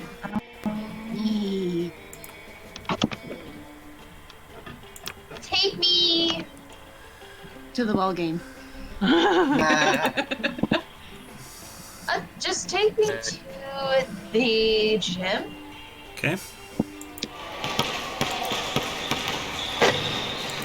Yeah. This is gonna go ahead and just We've heard all these so many times. So you feel your phone buzz in your pocket. Looks like Scott and Miranda's Lemonade Star Kicker is live. You know this because Scott tweeted the word lemon 18 times in a row with no further information. And as you round a corner, you see Scott and Miranda huddled over Miranda's diamond-encrusted waterproof Murphone. I think it says 12 people have barked the campaign so far. Why would they bark at a Start Kicker campaign? Unless it was getting too close to them in the park. Scott, it says 12 people have backed the campaign. That means they want to bring our creative project to life. In other words, they gave us money for lemonade. Ah! Oh, right. I mean, I knew that. I definitely know how to read. I just forgot for a second. Anyway, yeah, 12 barkers, I mean backers. Yuck. Ugh, only 12 people? That's impossible! We need at least 4,000 more mindless peasants, I mean backers, to meet our funding goal. Ugh, tweet limit again, it's gonna work this time. Oh dear, your friends are terrible at interneting. You wander over to just as Scott is struggling to read through some of the comments on their lemonade campaign. I can see that somebody put letters on the page. Miranda, you read it. Somebody said, whoa, hype for this lemonade thing. It blends my two favorite genres, lemons and beverages. This person commented, can I order 2 lemons if I double my pledge to $300? And can I order extras of the lemonade body pillow? Body pillows. Can't wait to see lemonade when it's released. Any chance we can get lemonade on the Switch? Oh my god. Lemonade simulator. Yeah. See, these comments prove it. We have the most regal, classy, sourest liquid ever. That's what she said. I just don't understand why we don't have more backers already. I mean, lemonade's the best liquid ever. It's even better than water, and I need water to live. You take pity on your dumb monster friends and pledge $69, nice, lol, to their Lemonade Star Kicker campaign. You'll get the social capital now and cancel your pledge later because you're fucking mean and smart. Great. Whoa! Go up. That's so rad, bro. How did you do that? Egad, you must be some kind of internet witch. Well then, help us fund our Star Kicker campaign, witch. Luckily, you majored in crowdfunding at Hot Witches University. Help your friends become a viral sensation so they can make a sour citrus drink and also tons of cash. This is so over for me as a magical girl. Convince an internet celebrity to voice the lemonade, whatever that means, or make the lemonade the center of the latest internet controversy. The second one. so bold. Nice. Luckily, you know just what to do to get a bunch of people talking about something on the internet turned into a pointless and unwinnable argument. You post a picture of Miranda and Scott's lemonade with the caption, "Is this drink lemon yellow or yellow lemon?" Oh.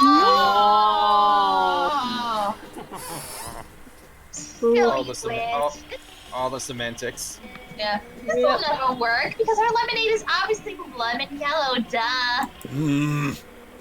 Miranda, no way. It's like totally yellow lemon. I can tell because I have wolf eye. Wolf eyes are just normal eyes that belong to a wolf. You furry, ignorant, lemon yellow. Furry, ignorant. Yellow lemon. Scott and Miranda aren't the only ones arguing. For 3 straight days, the internet erupts into a vicious war, with thousands pledging allegiance to either the Coalition of Lemon Yellow Truth or the League of Yellow Lemon Justice. It's a feisty online battle full of sassy comments. Some people use it as an argument to justify why global warming is a hoax, because this is the internet and it always somehow turns out this way. God. On the 3rd day, the two sides declare an actual for real war. Their battle will last 2 decades, with violence raging around the world and thousands left dead. But who cares, because both sides rally their followers to back the Start Kicker campaign. Yo, Miranda, bro. I'm sorry I got mad about the lemonade color. Maybe all along, our lemonade was the color of friendship. Oh. I forgive you, Scott, but mostly just because we're making all this money and getting all this attention. Yay, money and attention! You've definitely dead-ass caused a full war, but at least your hot, dumb friends are happy. Your eyes gleam with the color of friendship, and you gain 2 smart and 1 fun. Let's go. Yay! All right, Everything Phoenix. Everything changed when the Lemon Nation attacked. Yep. Smarts 9, boldness 6, creativity 5, charm 7, fun 5, money 5. Let's go for some fun. Fun. Start a half-hour rave. You spot Juan, the small magical Latino cat who seems a bit sad. He explained to you he's worried people are so used to calling him Juan, the small magical Latino cat, that now everyone defines him only by his size, magicality, ethnicity, and species. He's more than that. You correct him. You don't see him in such simplistic terms and convenient definitions. It's just that there are around 23 other different Juans in the school, so adding all that to his name is quite necessary. You tell him you'll never forget about him and the crazy adventures you both lived together in Monster Prom's prequel, Monster Middle School. You'll have a great time remembering those crazy stories. You gain 2 fun. Yay. There you are, swiping through potential monster match dates when you spot Scott pacing and muttering to himself in distress. You can't bear to see someone so adorable in so much pain, so you might as well try to ease it however you can. Bro. Oh, hi there, Luna. Do you think I'm adorable? Yes. Yes, in fact, you were literally just thinking that. Anyway, the other day I was out in the forest trying to find a quiet place and large branch to do some pull-ups before the big sports game. When suddenly I was approached by all these talking forest animals. They were pretty big for forest animals, and I'd never seen animals that can talk like that. I mean, other than us werewolves, if you're counting us as animals. And they were just so fuzzy and adorable. But they said they were impressed by my pull-ups and my muscles, and that I was even more adorable. They also worship Satan. Come back for the blood orgy. So the nice little forest animals with giant heads made me their king. Nice. Which was really, really flattering. I just don't know anything about ruling. I'm not sure if I'm good enough to be a king. Oh. Aw, poor Scott. It's up to you to help him rally. Scott, a good king is a strong ruler, physically strong. If you can do 100 push-ups, you can be a good king for sure. True royalty's been inside you all along. Why else would your eyes be royal blue? Oh, that's adorable. Good God. I think I screwed this up last time. We'll go for push-ups. Not so bold. Oh, that was a good game. Strong, but I'm strong. When I heard strong leader before, I didn't know it actually meant normal strong, like Scott strong. I can do 100 push-ups. I can do 200 push-ups. That's at least double the amount, right? I can check it later with a calculator. But does that mean I could be a double king? I could do that right now. Scott drops to the floor and begins doing push-ups. 1, 2, 83. Things progress smoothly for several dozen push-ups until... 86, 89, 70, 71, 72. Oh. my God. Wait, no. 89, 51, 50.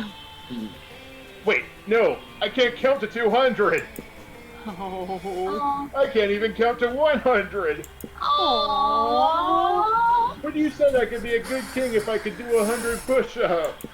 Oh. And I can't do that Oh. because of stupid numbers. Nobody said there'd be math! Poor Scott, defeated again by his biggest opponent yet. Numbers! Scott flees the scene in embarrassment and despair, clearly on the verge of tears. His embarrassment and despair is only matched by yours as you lose 2 fun and 1 smarts. Why did you do that? What did Also, also, hun, you missed the obligatory. Nobody said there'd be math joke. Oh my god. My computer was derping badly. Alright, Ethan, where do you want to go? Smart 7, Boldness 3, Creativity 5, Charm 5, Fun 5, Money 0. Where to go to boost charm again? The gym, but Casey was already there. Let's go to class. Okay. That day, you listen to your elders and learn valuable lessons. Sometimes, after all the monster nonsense and the dating gimmicks, you forget attending class is supposed to be the primary activity at this high school. You gain 2 smarts. Suddenly, you feel the cold embrace of a dagger at your throat. You recognize the blade. It's the Slayer! You close your eyes and prepare for the eternal sleep of death. It's about time. Tifa, would you be so kind as to voice the Slayer? Hell yeah, thank you. The adventure must begin! Prepare to give me a generous gift. You open one eye and see the Slayer eyeing your bottled fairy. Teen Monster Vogue Prom magazine said bottled fairies are in this season. Who cares if you have to imprison a harmless creature of light? Fashion is more important than freedom. You foolish mortal. I can't believe you're just wearing this thing. Bottled fairies are for adventurers. It gives you important advice on winning boss fights. And they remind you that you're supposed to be doing. And they heal you once you've fallen in battle. Restoring But they never shut the fuck up. She keeps saying, hey, listen, give me the fairy. Why not? The Slayer probably needs to fashion up more than you do. You hand over your bottled fairy. And she immediately pops the bottle. Ooh, a fairy. It glows like the moon. I'm Nora. Tell me about yourself. Oh my god. Oh my god! Casey, would you like to be the fairy? I will do my best. So, adventurer, the time has come for you to begin your journey. Oh, hell yeah. Get ready for some evil and fuckery. That's just wrong in that voice. I'm sorry. Can I say that was funny but also creepy? Oh my god. Adorable. I just cracked. I need insulin. Okay, I need to breathe. I need to breathe. Breathe. Okay, I'm good. Now I know I'll always remember what I'm supposed to be doing. Alright. Gotta do the cake roll. I'm sorry. Cake roll. No, the cake roll. So I was eating a little bitty cake roll and I'm choking from the cake roll. Don't choke on the cake roll. Got a fairy in your throat now. Yeah, I do. I'm here to guide you as you fulfill your destiny of emotional maturity. Oh no. Wait, what? Destiny is to bring death to all monsters. For it is I, Nora, the fairy therapist. Oh You could call me a therapist if that's easier. I'm a licensed Get social worker. out. I can't. I live here. New. You're supposed to be my sidekick while I kill monsters. You're totally in the wrong genre. Hold on. Eating. I'm eating frosting. Oh, she's so cute. Interesting. Now tell me, where do you think all of this anger is really coming from? Unbelievable. No. I'm angry at you. I'm on an adventure here, and you're supposed to be helping you just as full of fluff. Duh. But isn't self-discovery the greatest adventure of all? Suddenly you hear a massive roar. A fearsome Lionel is attacking. It's half horse, half lion creature. And it's totally original to this game and has never been featured in any other famous game franchises. Speaking of, thank you, hello. It's those shitheads again. The Legend of Monster Prom, Breath of the Copyright. Legend of Prom rule. Just reposting for some new players again with this one because I have it open. Uh-oh. I don't have enough experience points to kill a Lionel by myself. Welcome to the team, Ash. The Slayer hands you her dagger. Looks like you've been drafted into a Lionel killing army of 2, so this is a pretty typical Tuesday for you. Hey, listen.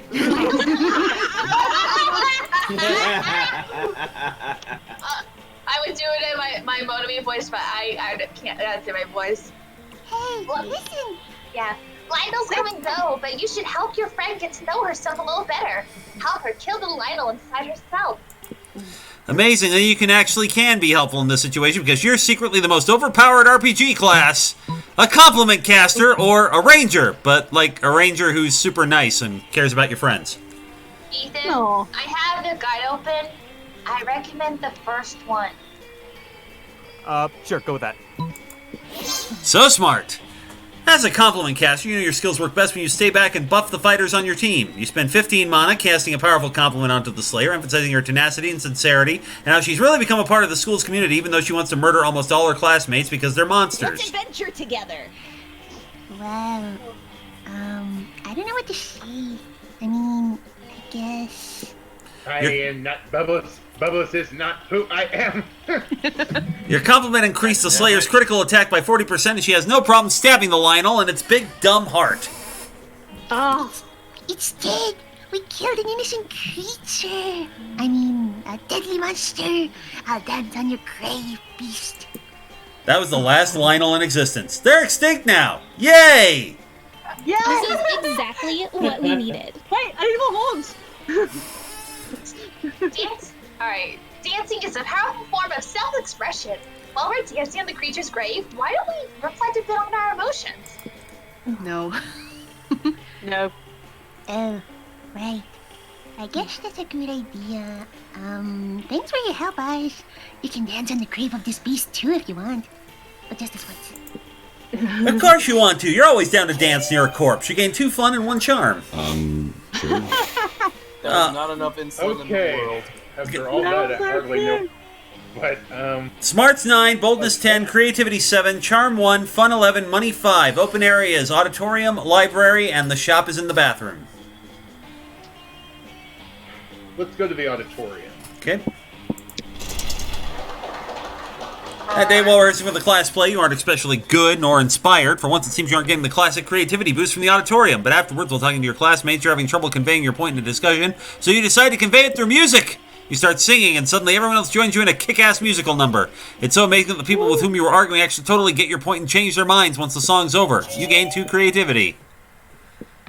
Okay. After rehearsal, you notice Liam, Polly, and Miranda staying late. You expect this from Liam, but Polly and Miranda? Something's up. No, no, no. We need something transcendent, something fresh. Liam giving us both back rubs is neither of those things. Oh. Ah, whatever. I don't like your tone. Honestly, I don't know why either of you even signed up to help me with the intermission performance. Principal Giant Spider said I could do this instead of taking math. That's the school is such a joke. What? Intermission performance? Holly told me you were coming here for back rubs. Oh, Miranda. Well, you're both here now. We've got to make the best of it. Let's give that audience the best 13 minutes of their lives. A rousing speech. You have my scepter. You know what? That does sound fun. Let's do it! So, any ideas? No. How are we gonna do a great performance if we don't even know what we're gonna perform? Reenact Snow White. Miranda can be Snow White, Liam can be the prince, and Polly can be every single other character, or literally just throw money at them. People love money. Okay. I'll go with the first one. So creative. Oh yes, the role I was born to play. Literally, a prophecy foretells that I will one day fall asleep after an allergic reaction to an apple. What? Hey, ever after high call, they want their job back. They want their shtick back. They want their franchise back. Yeah. They want their franchise back after that one scene in the last special. Yeah, they want Monster Prom, but Monster High back after they rebooted the shit. Yeah, but Monster High didn't have a girl on girl kissing scene. Monster Prom, more like Monster Prom, more like Monster Plagiarism. Moving on. Yeah. Ethan? Are you sure Polly can play all of those roles? There's at least 7 others. Hell yeah! Finally, a use for all these false beards. I'm eclectic. I'm all these amphetamines. That was a bad read, I'm sorry. In that case, we have a cast. I'll have to spend some time ruling a small kingdom, of course, to get into character. Oh, you can lose Lamira. Father just had their old prince executed. You kick back to watch them rehearse. Polly pulls out like 20 fake beards from God knows where. You gain 2 fun and 1 creativity. That weekend, something happened to... Heath! Let's do this! Another weekend, another adventure. You're about to enter the swamps of despair in search of the destruction ruby when Scott stops you, probably for a much more urgent matter. Wait, the Swamp of Despair, isn't that that one scene from the Never-Ending Story? Those were the swamps of sadness. Okay, there we go. The drowning And horse. Casey still hasn't seen it. Yep. A horse drowns. Oh. Jake! Stop being mean to Casey! No, I know that. That's Damn the it, only one Jake. I know that. I was gonna say, I know the horse gets depressed in that weird sadness thing. I know that one. That's all I know. All right, moving on. Good. Oh, Heath, I was just thinking about you and that time you were really, really good at dodgeball, Coach said. Remember? Not really. All of your classes kind of blur together and become repetitive after a while, but okay, sure. But hey, why not take the compliment? Well, I think people are like sports, you know? Because, well, sports are good and people are good, so if they're both good, then they must be the same. Sure, right? Sure. But all sports are different, so all people must be different, and some sports are better than others, and some people are better than others. Sports. And I like different sports, and I like different people. But there comes a time where you have to choose one sport and one person. I like wrestling. One I don't sky, like one destiny. Yeah. You can't take 2 different sports to prom, or play in the major leagues of 2 different people. No, Unless you're Michael wait. Jordan. No, wait. Opposite of that. Oh. You figured. Also, it doesn't really make sense either way, so whatever. So, our friend, Luna, what kind of sport do you think they would be? Coach says romance is the most intense of all sports, so I think this is very important. Luna is the holy amalgamation of football, basketball, and baseball, known to the initiated as all ball. Luna, a sport? Luna is chess. The first one. Thank you. All No ball? problem. I've heard of all ball. It's the ultimate sport. You can tell because it has all the ball. You can dodge the balls, or kick the balls, or hand the balls, or foot the balls, or basket the balls. Balls. Or kick the ball. Can fondle the balls? If Oh, Luna God. is all ball, then they must be the best at being a person, too. I'm so glad you told me, and I'm sort of surprised you've heard of all ball. You must be a great athlete. We should play sometime. Well, you're not sure about a great athlete, but you are definitely a great friend. You're welcome, Luna. You would make a balls joke, but you're way too classy for that. Haha, balls. I know No, we are. You know no, what? we You are gained not. 3 fun for that. Actually, Aaron, I did in the chat. Yeah. Yay. Yay. I don't think this is the most innuendo I think I've ever seen in one exchange of dialogue. Anyway, everybody chooses a celebrity. Phoenix. Crazy Aunt Tabs. Tabitha St. Germain. I refer to her as Crazy Aunt Tabs. Anyway. Okay, there we go. Ethan. Jeffrey Combs. Ooh. Casey. Boy. Grey Delisle? Ooh, nice. And Ethan and Eli, sorry. David Tennant. Play orders is based on how likely it would be for the selected celebrity to lead a group during a zombie apocalypse. Oh. I think I won because Jeffrey Combs actually fought No, zombies. no. Jeffrey Combs would be the one who started the zombie. Yes. Yeah. Right? Yes, Tabitha will be one leading the charge. He's freaking. He was freaking Dr. West, for God's sake. Alright, last week. Here we go. Let's go. Oh no. Smarts 8, Boldness 6, Creativity 5, Charm 7, Fun 5, Money 5. Where do you want to go, Phoenix? Let's go creative. Okay. Let's get creative. No. Come up with the ultimate nickname for yourself. You tell everyone to call you by it. Also known as one of the 7 most douchebaggest moves in the world, but the nickname is so awesome, inventive, and appropriate that people decide to go with it. Quite the feat. You gain 2 creativity. We, the devs, actually dare you to come up with a nickname for yourself and ask players to call you by that name until the end of this run. Phoenix. I'm good. Yeah, Phoenix is a nickname. Alright, anyway. To be or not to be, high as balls.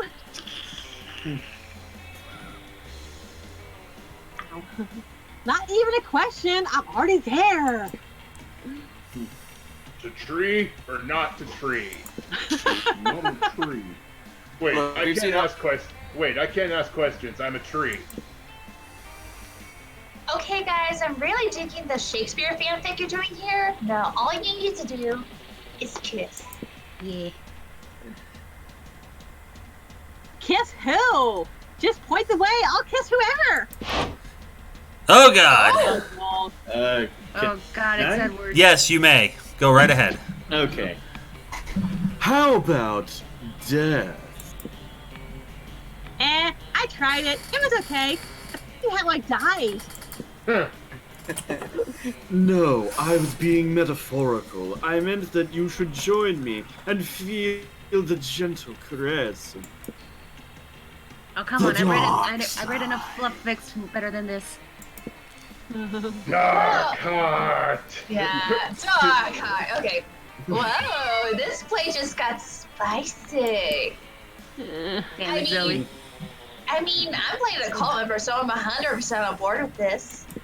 She has got the outfit for it. and trees provide shade. Perhaps I'm already on the dark side.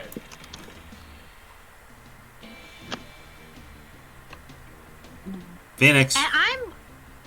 And I'm a plague doctor. So, like, doctors are good, but plague is bad. I don't know what to choose. There's at least a 50% chance Polly will choose to go with the dark side. That chance, like Polly, is unacceptably high. Put a stop to this madness. Not everything is about good and evil, guys. The real quest has always been to find a shirt for poor topless Dimitri, or I'll tell you what I want. What I really, really want. Oh my God! I want to There it is.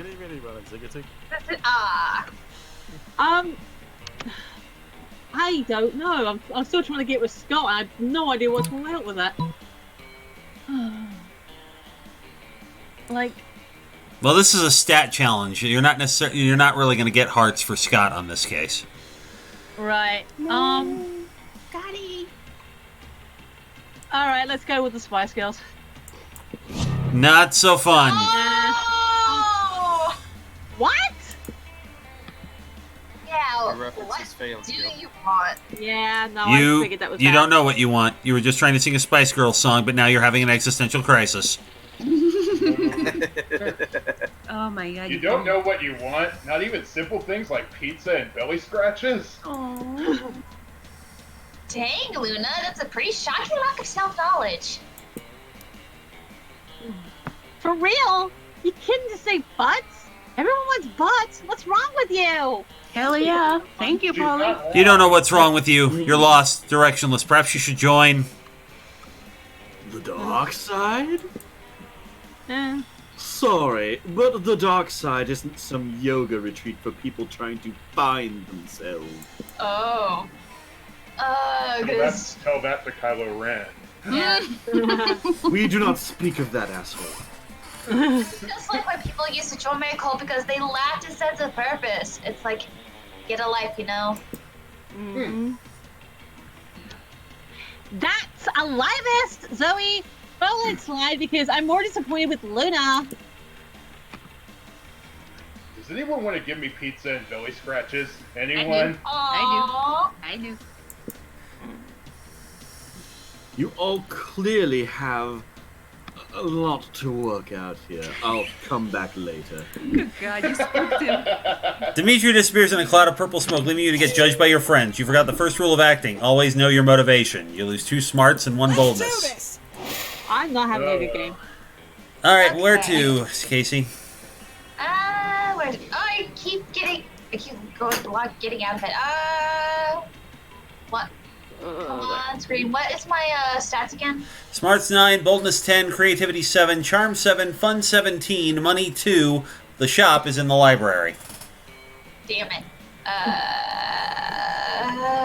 What's my highest? My highest one is fun. Yep. Full bathroom. What? That day you visit the bathroom to take a number 2. Don't worry, there won't be an illustration of that specific moment. Thing is, you make one of the boldest decisions in your life. You don't put toilet paper on the toilet seat before using it. Look at you, you crazy bastard. You gain 2 boldness and probably 1 staphylococcus with a slight chance of 1 STD. You're doing your thing when a wild Deviant suddenly appears. Noob. Hey, you! You look like you have nothing better to do. No. When did Danny DeVito appear? I need a mount for the prom because walking is for losers. And also because I lost my driver's license after I drove my motorcycle to another Sunday school picnic. But I won't take just any lame ass mount. I need the best creature in hell. So let's brainstorm. If you don't answer in the next 10 seconds, I'm putting a bit in your mouth and riding you. No. I don't know, some people are into that. No kink demon. Catherine's back! Yay! Welcome, Catherine. We're talking hell here, so a goat, but not just any goat, a goat that's a real asshole. Or what about that giant gelatinous 50-nosed creature at your house that spits bile and eats corpses? I remember when Count Jackal reviewed that one Christmas special, he saw that one goat and he was like, hey, Satan. The second one? Not so creative. Oh! Are you talking about Grandma? Are you talking about Grandma? Oh no. You want me to ride my grandma into prom? Wow. I'm sorry. It's crazy. Would you ride your grandma? No. No. Oh shit! What if they think she's my date? Oh god. It's bad enough I have to feed her and bathe her every night. Oh no. You know, you look about the right size to be a grandma treat. You're pretty sure that's not a compliment. You flee before you can find out for sure. You lose 2 charm and 1 fun. Oh man. I don't want to be grandma food. He's still not the only one with a bad game. All right, Ethan. Sorry, Eli. Where do you want to go? I apologize. How much money do I have? You have 5 money. Okay, so and you can't boost it because the shop is in the library, so you can't boost your money anymore. I guess I'll just stick with what I know and go with the outgoers. Brave, you're casually chatting with one, the small magical Latino cat. You start telling that hilarious story of what happened last summer at Monster Camp. You know which one, the one involving the beehive, the blow-up doll, the president, the penguin mask, and the mystery of the Goblin King. Slowly, lots of people start joining you to hear the story. By the time you say where the Goblin King was, 100 people or so burst into hysterical laughter. You turn on a mobile app that captures all their laughter and turns it into 2 fun. Woo! Polly grabs you by the arm so the two of you can talk, but of course she doesn't stop dancing for even a second. Hey, boo! Yo, this party was pretty super crazy. For like the first 15 minutes, now it's just a regular crazy, which is fine. But I don't want to take it to the next level, you know? Crazy insane! I want it to be addicted to itself and others! I want psychiatrists psychiatrists prescribe medication to this party, and I don't want to take that medication! Are you with me? Obviously you're with me. I'm hot, and hot people are always right, so how do we kick this party up a notch, huh? Most normal parties only exist in 4 dimensions, but I've made a machine that will let us party in the 5th dimension. Or, let's steal a bunch of helicopters, stretch a net between them, and party on that. Wow. It's your Andrew WK joke here. Let's go for the second one. So bold! Oh! Yeah. Catherine in the chat, oh no. Polly, no. Oh, Polly, yes! Polly, yes! Polly doesn't even have to tell you how awesome she thinks your plan is. You just look at each other, nod, and head off to steal some helicopters. You seriously piss off some rich helicopter owners, but you know what they say. You can't make an omelet without breaking a few helicopters. Everyone is super stoked by your flying party net. Half the ravers fall off and plummet to the ground, but the other half make up for it by partying 4 times as hard. That's a net gain of like 100%. You gain 2 fun and 2 boldness. All right. All right, Ethan, where to? I only got one option, Jim. Oh, Jim. Wait, one of the options? Yeah, Jim, you got the classroom, the library, and the gym. The shop is in the library, so. Let's go to class again. That day, you learn a ton of spells that are all as cool as they are seemingly useless. A spell to renew sticker stickiness. A spell to turn chocolate vanilla ice cream into vanilla and chocolate ice cream. A spell to gain +2 smarts. You actually use that last spell and you gain +2 smarts. The Slayer subtly gets your attention by chucking a battle axe at your head. The adventure must begin! Slayer time again. Tifa? Yeah. Oh, sorry. I got a little bit distracted for a second. Sup, NPC. Jake, stop sending Tifa nudes. You're distracting her. Okay. No. Sup, NPC. Enjoying your daily loop. You can't believe the Slayer is accusing you of being a non-playable character. But, to be fair, you do spend most of your days walking back and forth between predictable locations and reciting the same 4 lines of dialogue. Oh, no. Everything I know is a lie. Listen, I decided to make you a permanent member of my team. You're welcome. Now come, loser. We're going slaying. Suddenly, an adorable and emotionally intelligent fairy flies out of the Slayer's pocket. It's Nora, the therapist. The real dungeon is within yourself. Avari, why do you feel a need to belittle your friend? Are you afraid that they might not want to join your team? She has a name? Aravi, yeah.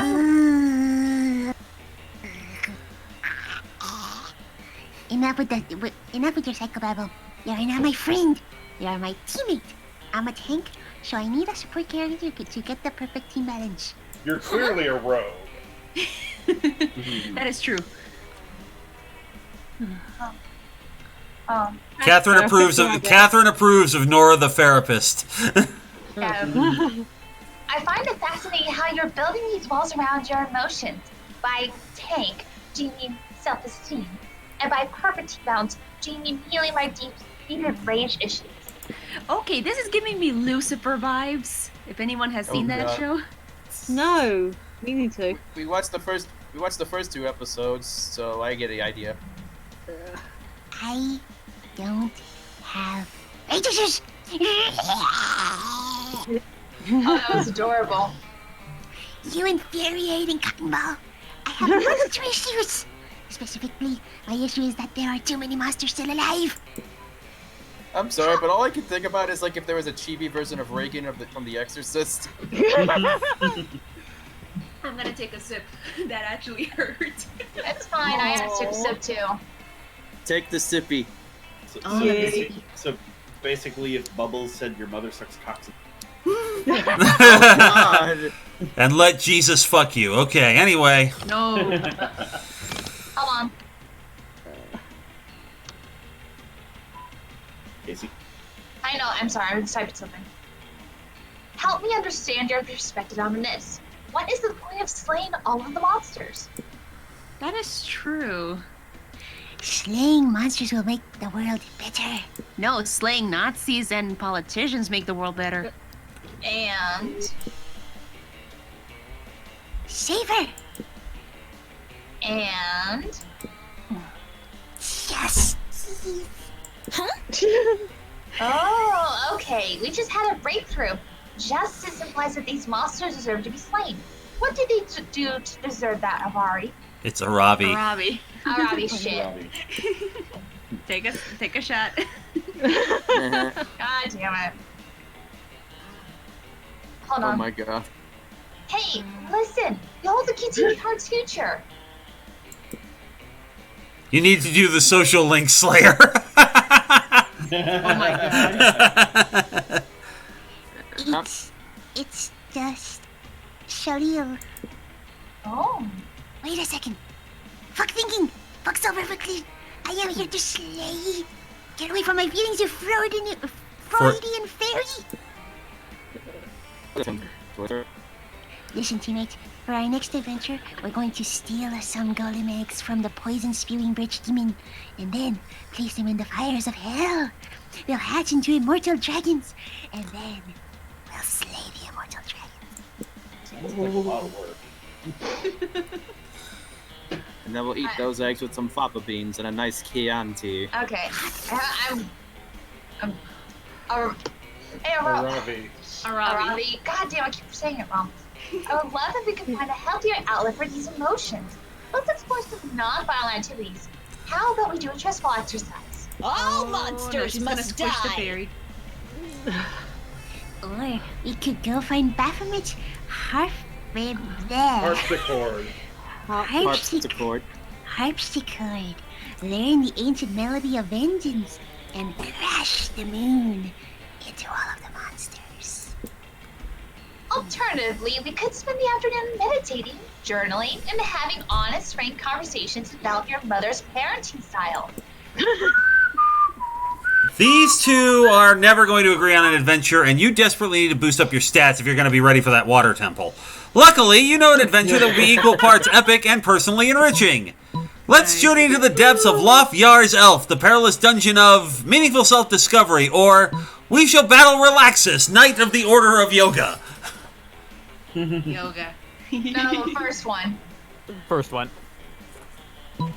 Now you're So really smart. envisioning success. Ooh, what a beautiful idea. Let's be supportive and open to your teammates' contribution.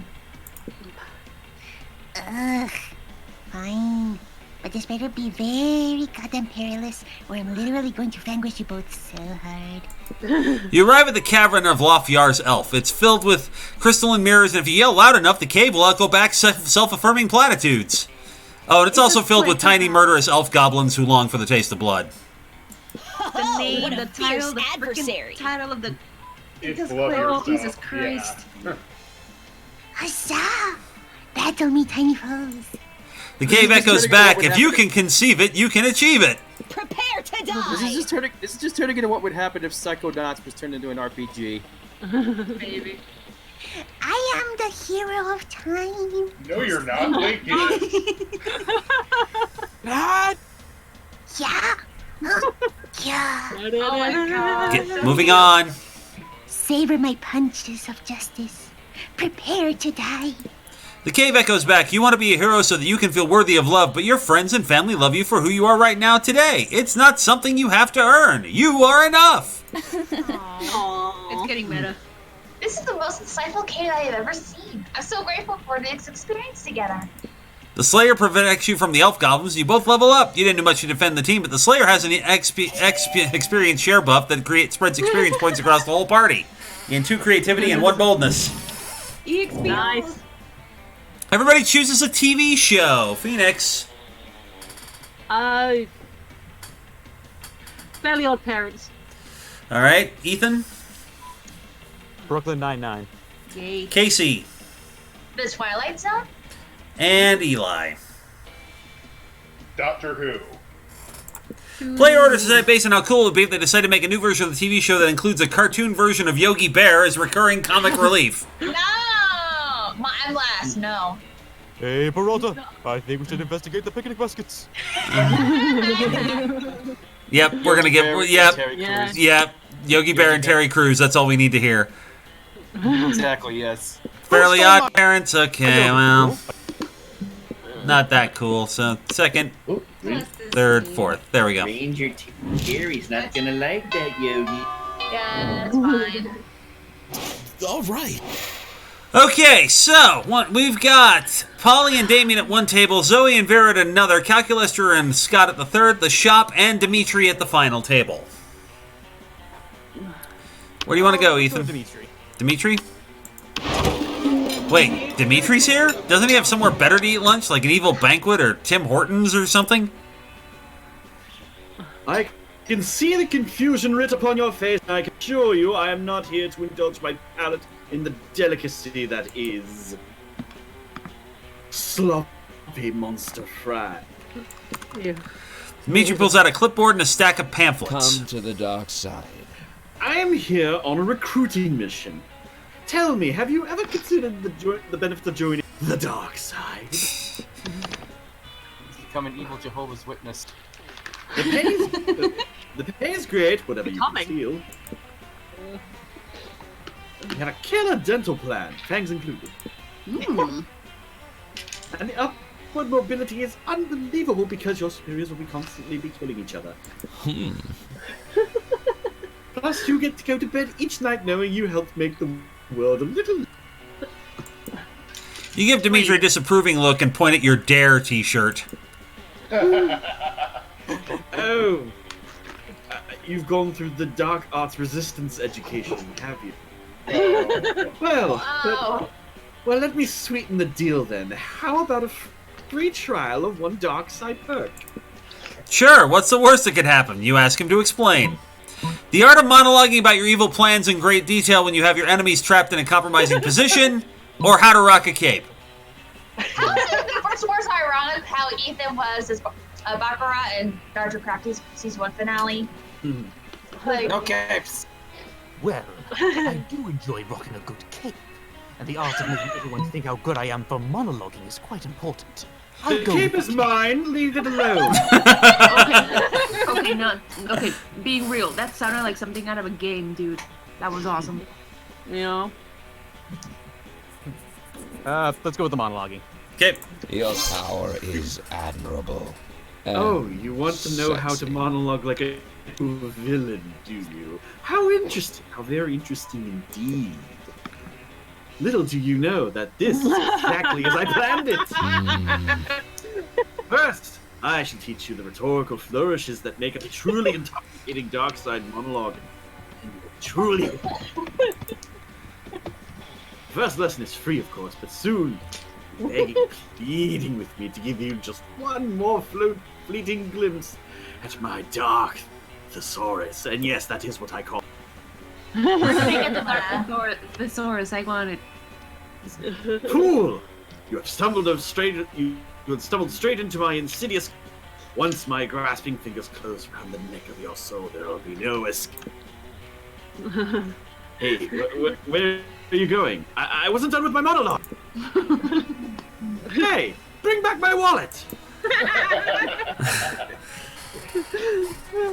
Okay, yes, that was all part of the monologue. Make sure your victim is actually trapped in a compromising position before monologuing. Catherine in the chat, it sounds like he's trying to seduce us. Mr. Dimitri, you tried to seduce me. Called it. You are an excellent pupil, and I look forward to working with you further on the dark side. Now, will you please return my wallet? I have coupons. Yeah. Oz? Coupons aren't the only thing. Coupons aren't the only thing Dimitri has in his wallet. There's also 4 money. Nice. Sure. My coupons from Bloodbath and Oh. Only on YouTube. Moving on. You know I'm going with Polly. Okay. It's a Simpsons joke. Strange. You could have sworn Polly and Damien were at this table when you picked it. Noob. Psst. Hey, loser. Down here. Hey, Boo. It's us, Polly and Damien, hiding under this table for totally innocent reasons. A ferocious roar sounds from the door of the cafeteria. Crazy Martin the werebear janitor is here, and he's looking for someone. Oh, shit, he's here. Why is he after us anyway? I think we could really fall under. I think we could really fall under federal jurisdiction. International law, more like. Those munchkins were Canadian citizens. Now that you mention it, I think we might actually have to face a war crimes tribunal. Uh-oh. Worth it though, right? Oh, totally. As long as we can get away from Buzzkill the bear over there. It's a bugbear. Just hide in the ghost zone. You know, the special alternate dimension only ghosts can use. Or hide behind diplomatic immunity. I mean, you're both princes of hell, right? Hide in the ghost zone. But I can't hide in the ghost zone. I'm not a ghost. Do I look like a Danny Phantom villain to you? I guess you should have thought of that before you spent all that time being alive, huh? Excuse me. Aha. Being live isn't a choice. Whoa, okay. I don't have time to sit here and argue pro-life or pro-choice with you, my dude. Oh. See you in the ghost zone. At least it's not the Phantom Zone. No. No, you won't. You can't follow Polly in the ghost zone, but from the way she winks at you before crossing over, it looks like you're one step closer to the bone zone. Let's go. Alright, Phoenix, where do you want to go? Take me to Scott. No. I'll be done. You approach Scott and Calculester, sitting at a table conveniently located near a power outlet. Calculester is charging. Scott is confused. What? What do you mean you don't eat, bro? If you don't eat, how are you ever gonna get... Whoa. I get upgrades, Dave. Premise invalid. I am a robot. Robots do not get swole. Swelling in robots is always an extremely bad sign. Unless it is in my nether regions for some reason. Oh god. No eating, no getting swole. How do you live, bro? Oh, Scott. You precious boy. Technically, I do not live. It is one of my greatest sources of, quote, Oh, darkness, my old friend. Don't be sad, buddy. I know what'll cheer you up. Some pizza. Pizza always cheers me up. Pizza, the 100% comfort food. Invalid suggestion. Pizza is a food which I do not eat. I am not designed to consume organic material, only electricity. But... You're actually pretty worried that Scott's head is going to explode, and then you're going to have to clean it up. Better find a way to satisfy his curiosity. Scott, electricity has stopped working. Scott, electricity is the coolest and most energetic thing to eat. Have you ever tried to eat a lightning? Calculester, when you say I am not designed to consume organic material, all I hear is that you're not trying hard enough. Let's go with eat the lightning. Well, that was for Calculester, but okay. Lightning, that loud bright thing that comes out of the sky? I hate lightning! Puppy. Negative, Scott. That the loud thing is called thunder. Oh, what's lightning then? The bright thing that comes out of the sky, but without the noise. Great! Oh, wow! Noise-free lightning, just like a fat-free protein It sounds so energetic. I'll go eat some right now. Sweetie, no. Please do not. Please do not. But it's too late. Scott is already running around outside with his mouth open, staring at the sky. Good thing it's not raining or anything. Now you get to enjoy some alone time with Calculester. Let's do this! Okay. Where to? If Shop. you want my To the body shop? and you think I'm sexy. Give me your money. Hey, last night I read this article on how money causes pocket cancer in the long run. You don't want to get pocket cancer. Quick, give me that dangerous money you have in your still heavy pockets. Catherine in the chat. Scott, no! Basically, either the used tampon or the gift that keeps on giving. I'm gonna try my luck with the gift that keeps on giving. Crossing fingers. Later, Gator. Here we go. What do I hit? What did I Alright, get? spin the wheel. Mind control lessons. Because inside every person there's a potential serf. Oh, damn it! That one I want a different event. Damn it! Well, you might not have it might not trigger since we're almost into the last part of the game. So Oh well. everybody chooses something bad. Phoenix. We've already made that joke tonight, so ooh. The room. Oh God. Okay. Ethan. Roland Emmerich. Oh. Casey.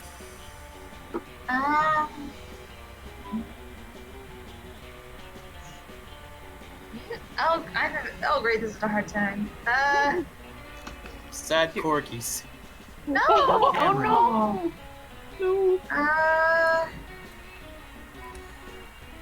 no! There's usually something I'm angry about.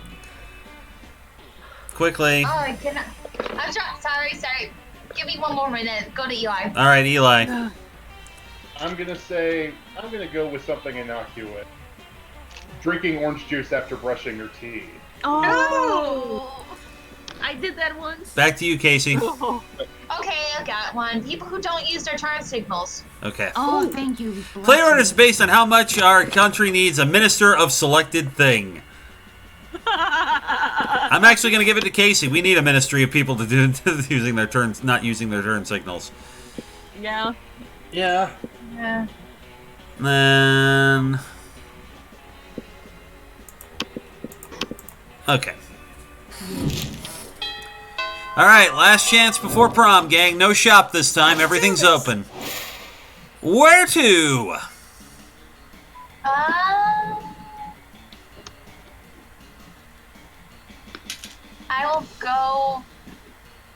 I'll go to the library one more time.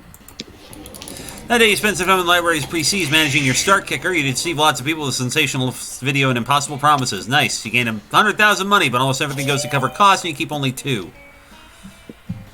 Ever since you helped out Scott and Miranda with their start kicker campaign, it's all anyone can talk about. Literally. Miranda had a decree passed that the only legal topics of conversation are the lemonade start kicker, the everlasting reign of the merpeople, and how cute it is when a fluffy, scruffy kitty decides to nibble-wibble on a big, juicy mousey. No. Yay. Yo, Heath, have you ever noticed how adorable it is when a fluffy, scruffy kitty decides to nibble-wibble on a big, juicy mousey? Because I fucking have! Hell yeah! Yeah, man, kill shit. God, you're totally right. That is adorable. And an entirely legal topic of conversation. Speaking of legal conversation topics, I'm sure you've seen that our Star Kicker campaign is over 120,000% funded. We're bajillionaires now. But wait, They're Miranda, yuppies. I kind of don't get it. But isn't all that money to make the lemonade and give it to the backers? Well, sure, but we sold each glass of lemonade for $50 Monster Dollars, and it only takes us 55 Monster Dollars to produce it. So that's a $5 profit per glass. What? Don't worry, my math starts to take care of it, so the math blends into working in our favor. No, it doesn't. No, it doesn't. Oh, right, totally. But we still got one big problem with our Start Kicker campaign. Everybody already gave us their money. Scott and I had a 6-hour brainstorm, and we figured out that if the same number of people gave us more money, we'll make even more money. So that's why we're doing... Stretch goal! It's an ideal event to get backers to increase their pledges. We just have to think of some goodies to go with the lemonade if we reach a certain amount. Like, for example, we kill an extra serve for every $5,000 above the goal. What? What? Coach says that stretching is like super important. You gotta do it before every game. So we gotta have the best stretch goals ever. We even came up with stretch goals for ourselves because character growth is important. My stretch goal is to eliminate the entire Air People's speeches in time for Daddy's 400th birthday. Oh dear. My stretch goal is to stretch really hard and win all the... So that's why we came to you, Heath. You're like a total internet witch, so we want you to come up with a stretch goal for the Lemonade Start Kit. For the last time, I'm not a witch. I'm a magical girl. Well, like a potato-powered lamp is more like a potato-powered lamp is more bright than these two. Yeah. And just to give you an extra motivation, if you don't come up with the best stretch goal of all time, I'll have my torture sis take all the bones out of your face. Touchdown! Ouch. Yeah, Miranda's Surf will take the bones out of your face, and I'll take slightly longer to text you back in the future. So, like, you better frickin' do it. But I'll still be your friend if you don't, because friends are forever. No. The stakes have never been higher. You gotta come up with the best stretch goal ever. So once again, you scroll through the Human Prom 2 Start Kit for inspiration and find the perfect idea. An exciting sequel for your lemonade, a new flavor, or one of the backers gets to be a character in the lemonade. The second one. So bold! Oh my god, that's an adorable idea. We'll hold a contest and put one of the highest tier backers in the lemonade. It's the chance of a lifetime. Great. Totally! Everybody wants to be in our lemonade. That's why everyone's posting their lemon sonas to Twitter. Oh god. Oh. Speaking of which, my lemon sona is Princess Pink Lemonade. She's a popular pink lemon who never has to work hard. Now I just have to figure out how to actually get one of the backers in lemonade. Oh, that's it! Scott, will you come help me set up my industrial blender? It's super heavy! Oh, dear God. Oh no, they're gonna murder someone. Nice! I love to help friends lift heavy stuff because I'm really good at lifting heavy stuff. But wait, why do we need a blender? Don't worry about it. This can't be good. Later that day, Scott and Miranda announced their new stretch goal and select one backer to be in the lemonade. They set up Miranda's massive industrial blender in the middle of campus, and weirdly, no one seems to care. How are they even powering it? What is this school? How majestic. Prepare the sacrifice. Touchdown! We're the greatest entrepreneurs ever. The backer dies in what seems to be a horrible, painful fashion, but it's not all bad as he dies screaming, "Yes, I am one with the lemonade!" They made a call. So got it. After a particularly grisly lemon blending, Scott and Miranda set out their lemonade to all their backers. Professor Detective in the chat. Oh boy, sometimes I forget how high a body count this game has. Catherine, it's too late to question this narrator. Yeah. And everybody loves it. It's universally agreed that the sacrifice of the original backer is what gives the lemonade its unique salty sweetness. Not bad. Aww.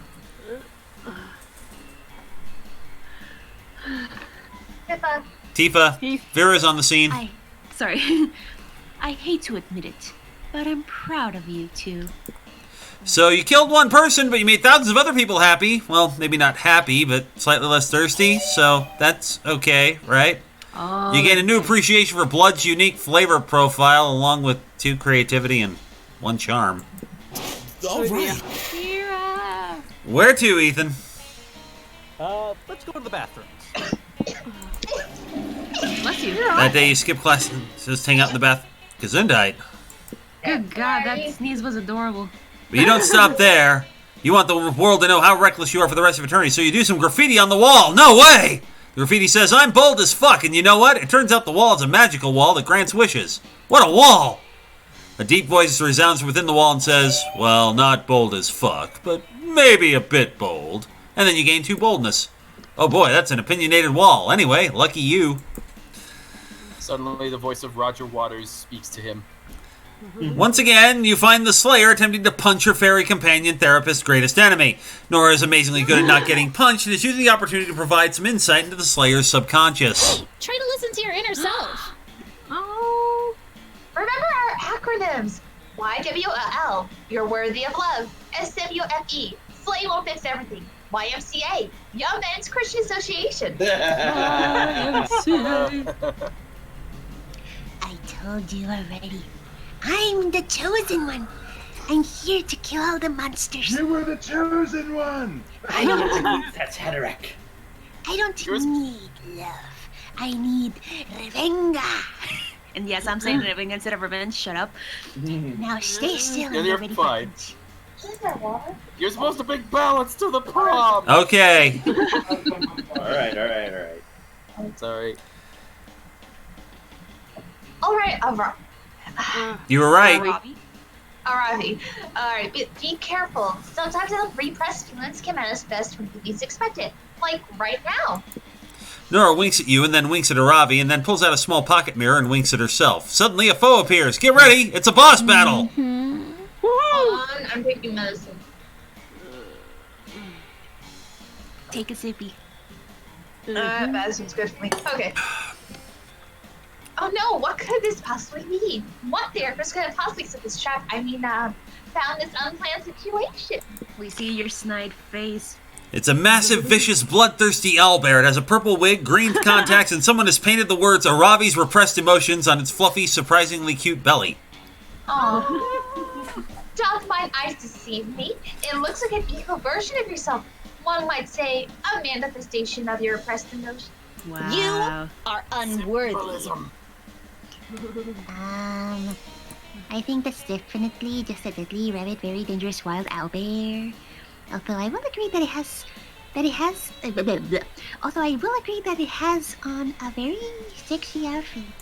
The owlbear roars, bares its long teeth, and charges at the Slayer. Wow, life at this high school sure is dangerous. Holy shit. This thing is way out of my league. Owlbears are as wise as owls, vicious as owls, and they love the forest just like owls. See? It wants you to open up your heart and deal with your feelings. No, bitch, you want to kill me. It does want to open up your heart. It's flawed. Yeah. This is turning into the Revenant real fast. Fuck no. I need to save Leo DiCaprio. It just wants to open up my heart literally with its literal claws. Do you have any idea how wild animals work? I still think it's a very powerful metaphor. I'm going to fucking die because my therapist doesn't understand what a metaphor is, and I need to say. Lashing out at me is just a manifestation of your own inner turmoil. Bitch, I'm gonna die. The owlbear is clearly disoriented and kills 3 innocent passers-by. Its lust for blood is not yet satisfied. Help your friend vanquish the... Help your friend vanquish the ultimate enemy. Wild raging owlbear and also emotions. Toss Aravi the legendary Garmagorian battle axe of introspection, or convince Arami to suplex the owlbear. Suplexes are like the hugs of wrestling. It's violent and emotional all at once. Suplex it! Suplex? Suplex it! Okay. Whoa, So creative. Adventure pal material. Hang on. Catherine in the chat, you're not a good therapist, Fairy. Yeah. A suplex. Perfect. It's a wild animal, so it probably hasn't seen any wrestling moves before. The Slayer runs at the owlbear and attempts to lift it up, but it turns out that owlbears are massive, extremely heavy creatures. My strength modifier isn't high enough. I can't lift it. Hey, listen. I don't have to say that. Okay. Aravi, I know you can do this. But... Believe in yourself. Use the power of your emotions. She needs to channel her inner aloof Rigno. Oh, we're getting some backstory. Oh, God. Damn it. Fine. I shall wage this battle in the name of my kingdom brother Salio and avenge Leo. I begrudgingly acknowledge that slaying might be a coping mechanism that I used to feel powerful and in control of my life. I see now that it's unfair to blame all monsters for my brother's mysterious appearance. Oh. With the power of emotion coursing through her veins, the Slayer lifts the owlbear effortlessly. The owlbear roars happily and apparently really likes being picked up. Aww. Here, my work right fiend. I love my brother and I miss him. Oh, that was cute. The Slayer slams the owlbear down onto the ground. It's a perfect suplex. The owlbear licks the Slayer's purple hair and pants happily. Oh, cartoon physicist is here. Yeah, you kind of did. We're in the last phase of the game. Yeah. Last leg. Hey, We got backstory, and it was adorable. Yep. Of course. The bear move to use on an owl bear is a bear hug. The You're bear doing move? the best move. Moving on. Sorry. You're doing it, Arabi. You're healing your emotional wounds and also saving everyone's lives.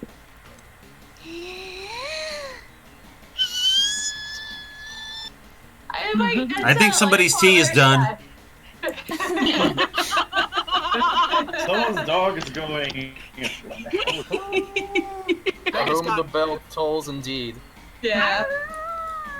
Oh, I'm the best therapist ever. I'm going to unleash vicious animal metaphors on all of my clients. No. No. Rabid animal immersion therapy soon becomes the hottest mental health trend, and everyone's begging to have their inner demons exercised by actual demons. You gain the Slayer's eternal loyalty, as well as 2 creativity and 1 money for helping test the new therapy. Wow. This has to be the best stream ever. Holy shit. Catherine, no fairy, no.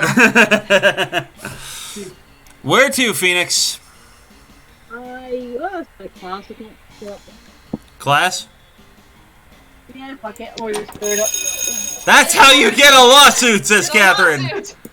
Alright, we're going to skip that. There we go. Okay. Vera is giving an informative presentation today in speech class. It's called Why Everyone But Me is a Trash Person Who Deserves Scorn. Scott, we must simply help make sure your speech is a success. Why? Isn't there a speech about how we're all really bad and dumb? Because Vera is our friend, Scott, and friendship is the greatest treasure of all. Also, my parents owe money to our father. Oh yeah, okay, this calls for some good old-fashioned cheerleading. Cheerleading, yes! But how does one cheerlead? God damn it, Miranda. It's simple. It just... Oh no, I don't know how to explain it with words. Somebody, help me do words good. You think if you give Scott a sensible suggestion, it might just stop this from getting any stupider. So you tell them both to build a human pyramid or do the wave. Oh, shit! I'm sorry. Oh. God damn it. I was gonna go with the pyramids, but okay. I'm sorry, that's my fault. I hit the damn... I was already It's losing. okay, it happens. It happens. It's all good. We've done it before. It's all good. It happens. I hate it when that happens. Alright. Oh, the wave. I know this one. Poseidon, cleanse this classroom with your potent waters. The classroom instantly fills with salt water and fish. 5 people drown and dozens more are seriously injured. Your teacher cancels class while the water and fish can get pumped out, which means Vera's going to have to do her speech all over again next class. Scott smells like wet dog, Miranda doesn't know why everyone's screaming, and Vera is adding a part about you to her speech. You lose 2 smarts and 1 creativity. Sure. My wife is so angry. Yeah. Alright, Eli, where to? I guess let's go to the auditorium. Okay. 2 creativity. Forget about that, though. Polly's here and she looks ready to party, so basically just normal. Mm-hmm. There you are! My favorite party favor besides ecstasy! You ready to get crazy? You indicate through a heart-stopping glow stick maneuver that you are indeed ready to hit the clubs. Club? Not tonight, though. Tonight, we're gonna engage in my favorite pastime. Party crashing!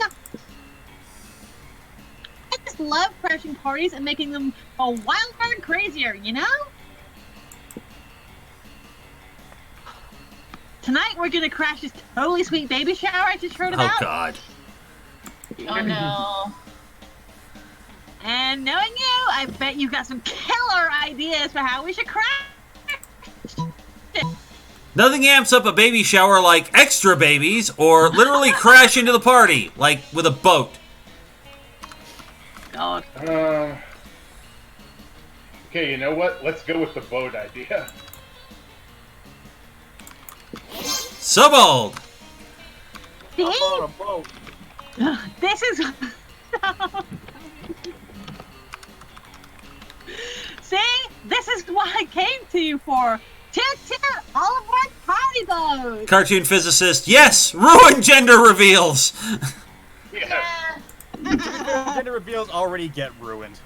Using your advanced nautical knowledge and your proficiency in crime, you easily hotwire a boat and crash it into the party. Where's the grog? Who's getting it? It turns out the party was nautically themed, so the guests immediately start applauding what they think is a planned interruption. Those is forced to play along and look like an idiot who just lets boats crash into her party. You have a great time sharing rum, singing sea shanties, and giving the baby a sick anchor tattoo on her little unborn bicep. You gain two fun and 1 charm. Oh dear. All right, prom time. All right, who you asking to prom? Miranda. Miranda, okay. She's taking herself out. Oh my god. Ethan. Going by myself. All by yourself? All right. By myself. Phoenix. I'm an eternal optimist, so Scott. Pupper. And Eli. I'm going with Polly. Hey, boo! Okay. Yes! Let's go. Starting off, you finally pick up your courage and ask your beloved to go to the Monster Prom with you. Huh? Prom? I don't know. You're nice and all, but I have a great sense of smell. And somehow this smells like a bad idea. Oh no. So I should pass, bro. Sorry. Yeah. You knew you should have taken a shower before asking Scott. You couldn't get a date for Monster Prom. Actually, you couldn't get a date for the rest of your life. Some nights, alone in your bed, you wish sadness was an STD because at least then you wouldn't be getting so much of it. Sure. Although I did discover that if your fun's high enough, you can go to prom by yourself and have a great time. Oh yeah. I don't think my fun's high enough, is it? It's got to be like in the double digits before. Anyway. Yeah, my stats are tank. Over to Eli. You finally pluck up your courage and ask your beloved to go to the Monster Prom with you. Well, there we go. It'll be epic, boo! Shit, we get pretty wild soon. Only one thing. If I were you, I'd get some good life insurance. Oh my. Just in case. Let's party till dawn. Prom was wild, but still not wild enough for the likes of you. So close to dawn, you decide to keep partying by improvising a dope after party at an abandoned manor house. You party with a group of classmates for days. Over time, people came and left. Some even died from too much partying. At one point, one of the deities of partying heart appeared, summoned by the deaths of your peers, which turned out to be a sacrifice to him. He declared you as heralds and bestowed upon you supernatural rad party powers, like endless confetti, whatever that means. Her hair's so cute. Catherine, my boyfriend got the poly body pillow. Oh God. I really want the Zoe one so badly. Then he joined you, and you all kept partying for another entire week because that's how you roll. Let's do this. All right, Casey. Before you do anything, Scott and Miranda come at you, both full of excitement.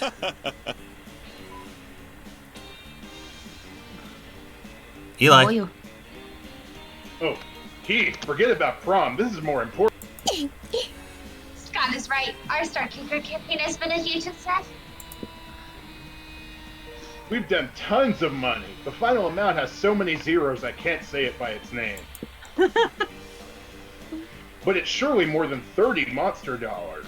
Oh, how majestic. It's majestic. This money bears no Quantitative significance when compared to the vast wealth I own by birthright.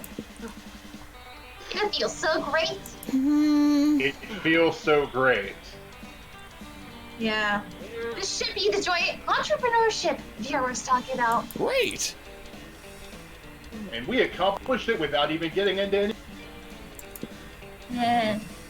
And best if it is, with us all in exchange of promises of no legal weight over us. They could just take it and flee. What? Oh, will we do that? Not for now, Scott. Lemonade is an amusing endeavor, but it's good to know. Hooray! Oh, cool.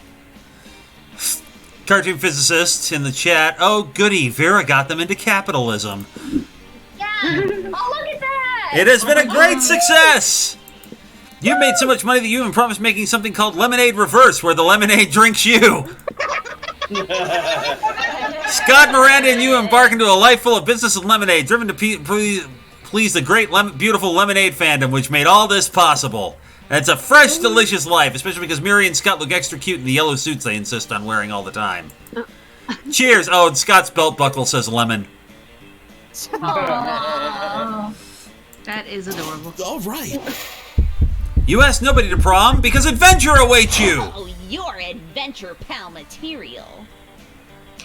Hey, Yash. Here you are. Are you ready for more adventure? I think that you are your biggest foe. No, Rari, come on, you can do it, as we rehearsed it. Ugh, okay. Oh, a critical hit. Thanks. I wanted to tell you it's been dope adventuring together. I want you to know that I appreciate it. Hey, now I'm listening. Great, you're making so much progress. Can you feel it? Can you feel it? Can you feel it? Are you feeling it now, Mr. Krabs? Oh, yes. This hasn't been as bad as I expected. And I've reflected a bit on everything that happened. Mm-hmm. Oh, do you feel like sharing?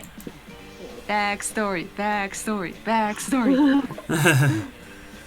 I fight monsters because even if some of them, like us, are actually cool, most are despicable creatures.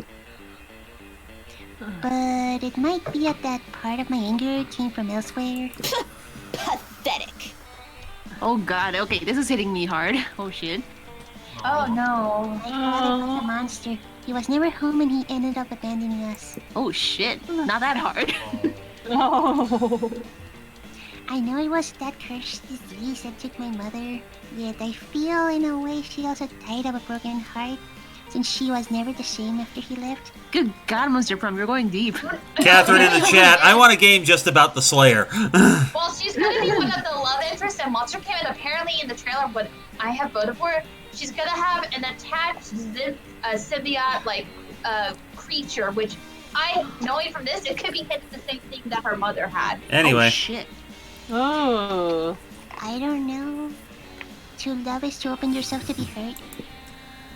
Then my brother Salil disappeared. I'm sure some monsters kidnapped him because the blood of the monster slayers run through our veins. And I guess even that's easier to entertain than the idea he left on his own to look for our father. Because he's younger and never got to see the kind of man he was. You've made great progress. Whoa, Rari, that was an impressive breakthrough. Yeah, I've been thinking a lot lately. The truth is, being this angry all the time can be exhausting. It is. There is merit in learning to relax too. Professor Detective in the chat, I prefer her, the Coven, and Valerie over the main interests, honestly. Let's adventure together. How dare you! How dare you impugn the honor of Zoe! Get out! And Vera, and Polly, and Scott, and Liam, and Deviant. That's everybody. And Calculester. That's it. That's everybody. Moving on. And Donkey! Monster Prom roll call. Anyway, continue. You could just engage in the quest of just having a good time at the prom. And Oz has been so eager to be your psychic all this time that something tells me they could be interested into joining you once again this time. Right? Wink. Right! Well, that doesn't sound bad. We defeated. Look at that! Oh my god! She has a knife! You and They her... say her out. Go ahead. Good. You and Ravi have a wonderful night together. She seems happy to stop the slaying for one night and just relax. Her outfit is halfway between a dress and some chainmail, but it looks like a fine compromise and it's astonishingly beautiful. Go. It's supposed to be based off of Ariana Grande's Joan of Arc outfit she wore at, I think, the Met Gala a couple years ago. Alright. I want it. She seems nervous and admits that being among monsters unsettles her a bit, especially being unarmed. Well, unarmed if you don't count the dagger she carries in her garter. You tell her there's nothing to worry about since monsters aren't necessarily dangerous. You ask her if she also feels unsettled that way being around you. She thinks for a second. No, you make me feel safe. I think you make the anger go away. It feels good. Aww. God damn it! The feels are real. Eli, you should be ashamed of yourself for that. Oh. Araviana Grande. Oh, wait. Okay. I made the joke Ariel Grande in another stream. Okay, correct if it's actually correct to be. It's Zendaya. Yeah. Zendaya? Zendaya. She was the one. Yeah, she was the one who did the Cinderella dress at the Met Gala this year. Nice backpedaling there, Professor Detective, over the main interest, not counting the DLC. In the beautiful shared silence, you two slow dance. Alright, 2 new endings, 24 new events, 28 new outcomes. We are way out of out. Jesus Christ, there's almost 2,000 outcomes to this game. I know. Wow. I don't even have all of them.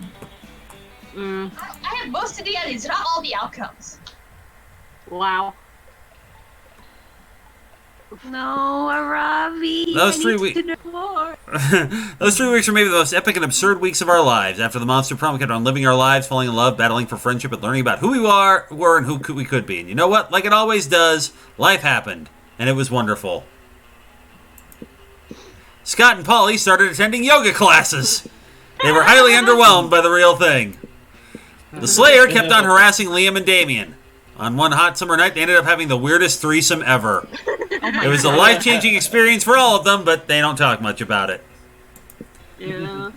Miranda started a non-profit to help countries without a monarchy, because all countries should have the right to be graciously ruled by the Mer Kingdom. For those 3 weeks, the Monster Prom seemed larger than life, and then it was gone, just like that. The battle for Monster Prom might have ended then, but there were still plenty of battles left in that war called youth. But once again, we were young and unafraid, and we were ready to start. And we were rock stupid. Yeah. We're dummy thick. We're so cool. Emphasis on dummy. Mira. We're cool. They're amazing. Hey, whoa, No, what usually the hell? don't. Hang on. Something weird just happened. What's There up? we go. Okay. Slender Man. You know, I usually go for Polly in these streams, but I think next time I might go for Zoe. Yeah. Oh, look, the brain gremlin. Now the brain gremlin is supposed to appear in the next game. Cool. Because he was supposed to appear. Well, because he was supposed to appear here, but they couldn't put everything into DLC in time. His wife Belinda didn't appear until a later updated DLC. I got her. Oh my gosh, she's fun. I love her so much. How she like she just tells Miranda like it's like you gotta be better than how you are.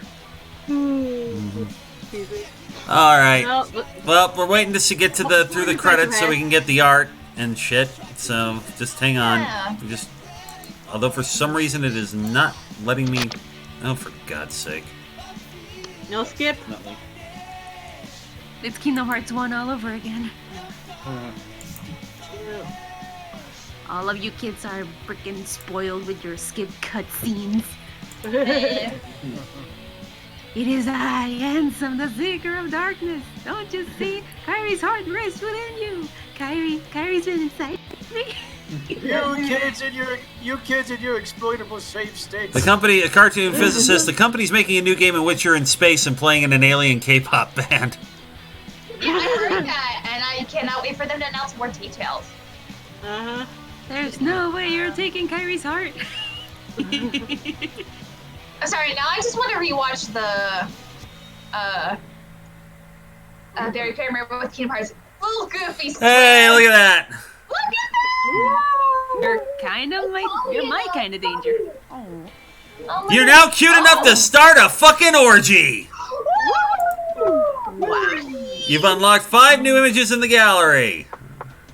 We have unlocked the orgy ending, ladies and gentlemen. I'm gonna tell you, I screwed up once on that, and I had to wait until I got that same prompt again to get it right. Oh my God. And there's our new prompt, and we can put whoever the hell we want in there. Look at her. You saying, Casey, you just screwed up on an orgy. You say, hey. Yeah, I did. Tell us more about this, would you?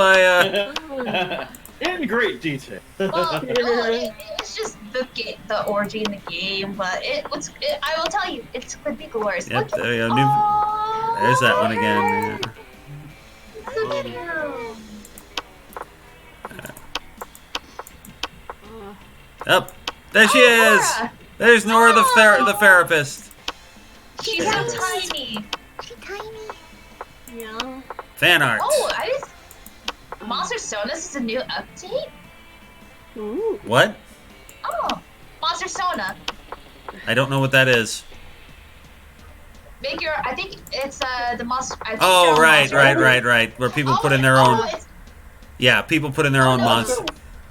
Oh, these are the winners. These are Yeah. the winners with the Instagram and the Kickstarter backers. Yeah. Also, why did we get Art of the Prince? He didn't even show up in the stream. Well, no, the fan art every game you play unlocks you successfully complete unlocks a new thing. It's been unlocking all the fan art in sequence. Besides, anything that isn't at the stream on there, you at least get some of the interdimensional prints. Is this a love interest? Is this Oh a my love God. interest? That is awesome. Interdimensional Paul Wind. So he's Catherine in the chat. Wait, what? There's an orgy ending? Yes, there is. Oh my god! Yes, there is. The more you know. So basically, the freaking prince is basically Tuxedo Mask and that one alien from that one Sailor Moon R movie. Pretty much. Utena. Oh yeah, and Utena. Yeah, that's true. Only he cannot transform into a car. All right. No. All right, gang. That Ruby pretty Turbo much 2 flashbacks. concludes this round of madness. Thank you to everyone joining. Thank you to the usual gang of idiots for showing up. Let's start off. Phoenix, anything you want to plug before we go? Yeah, I've got my YouTube channel at it's Phoenix PHEONIX11, and I've got a couple of unboxings going up on tomorrow and Monday. All right. Casey. I'm working on videos at the moment, but I will plug in. I'm on a podcast called One Crazy Weekend, where myself, Crash Thompson, our friend Bunny, and Rosa Thorne actually talk about all of the indie shows that happened during WrestleMania weekend. We're actually going through them one at a time, and it's a crazy trip. So you could go on iTunes, Podbean, and we're now on Spotify. Rosa just put it on Spotify, Nice. so you can go ahead and listen to it and just listen to two people who love wrestling and two people who are getting into wrestling. Yay! Cartoon Physicist, thank you very much. She likes the wig. So. Aww. All right. Tifa, anything you would like to plug? I have a YouTube channel called Guts Love, just name suggests. I normally talk video games, I sometimes stream, and right now I'm trying to finish a Kingdom Hearts 1 Let's Play playthrough, and I'm possibly gonna do also Cuphead. All right, cool. All So right. expect an Assassin's Creed retrospective as well. Nice. All right, Ethan. I'm also on YouTube. You can check me out under Ontarioku. It's like Ontario Otaku.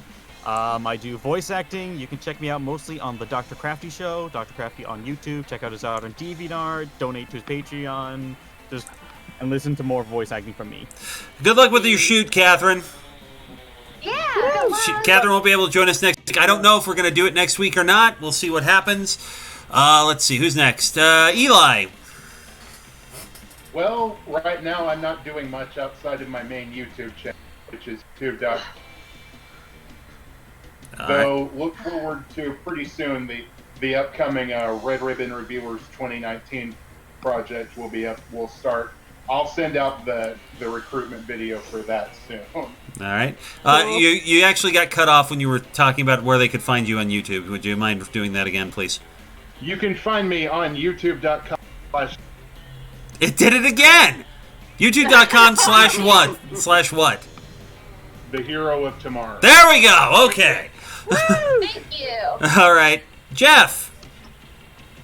Well, I'm currently doing written movie reviews on my blogspot, which is writersblock.blogs. You can also find me on Twitter. And my newest review is going to be on Ad Astra. Cool. All right. Jake, anything you would like to plug or say before we go?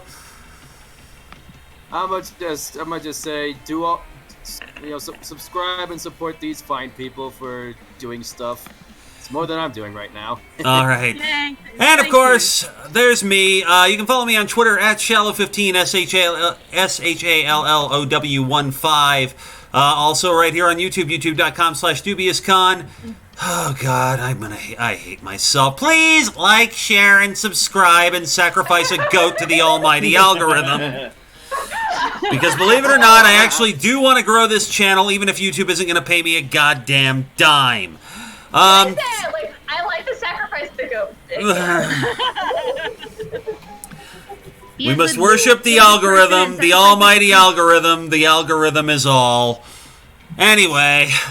All right, thank you very much for showing up, folks. Like I said, not sure if we'll be streaming next week. If we do, I will let everybody know. It all depends. I'm trying to keep a few things open for the next couple of weeks. So thank you very much, folks, and we will talk to you later. Good night! Good night!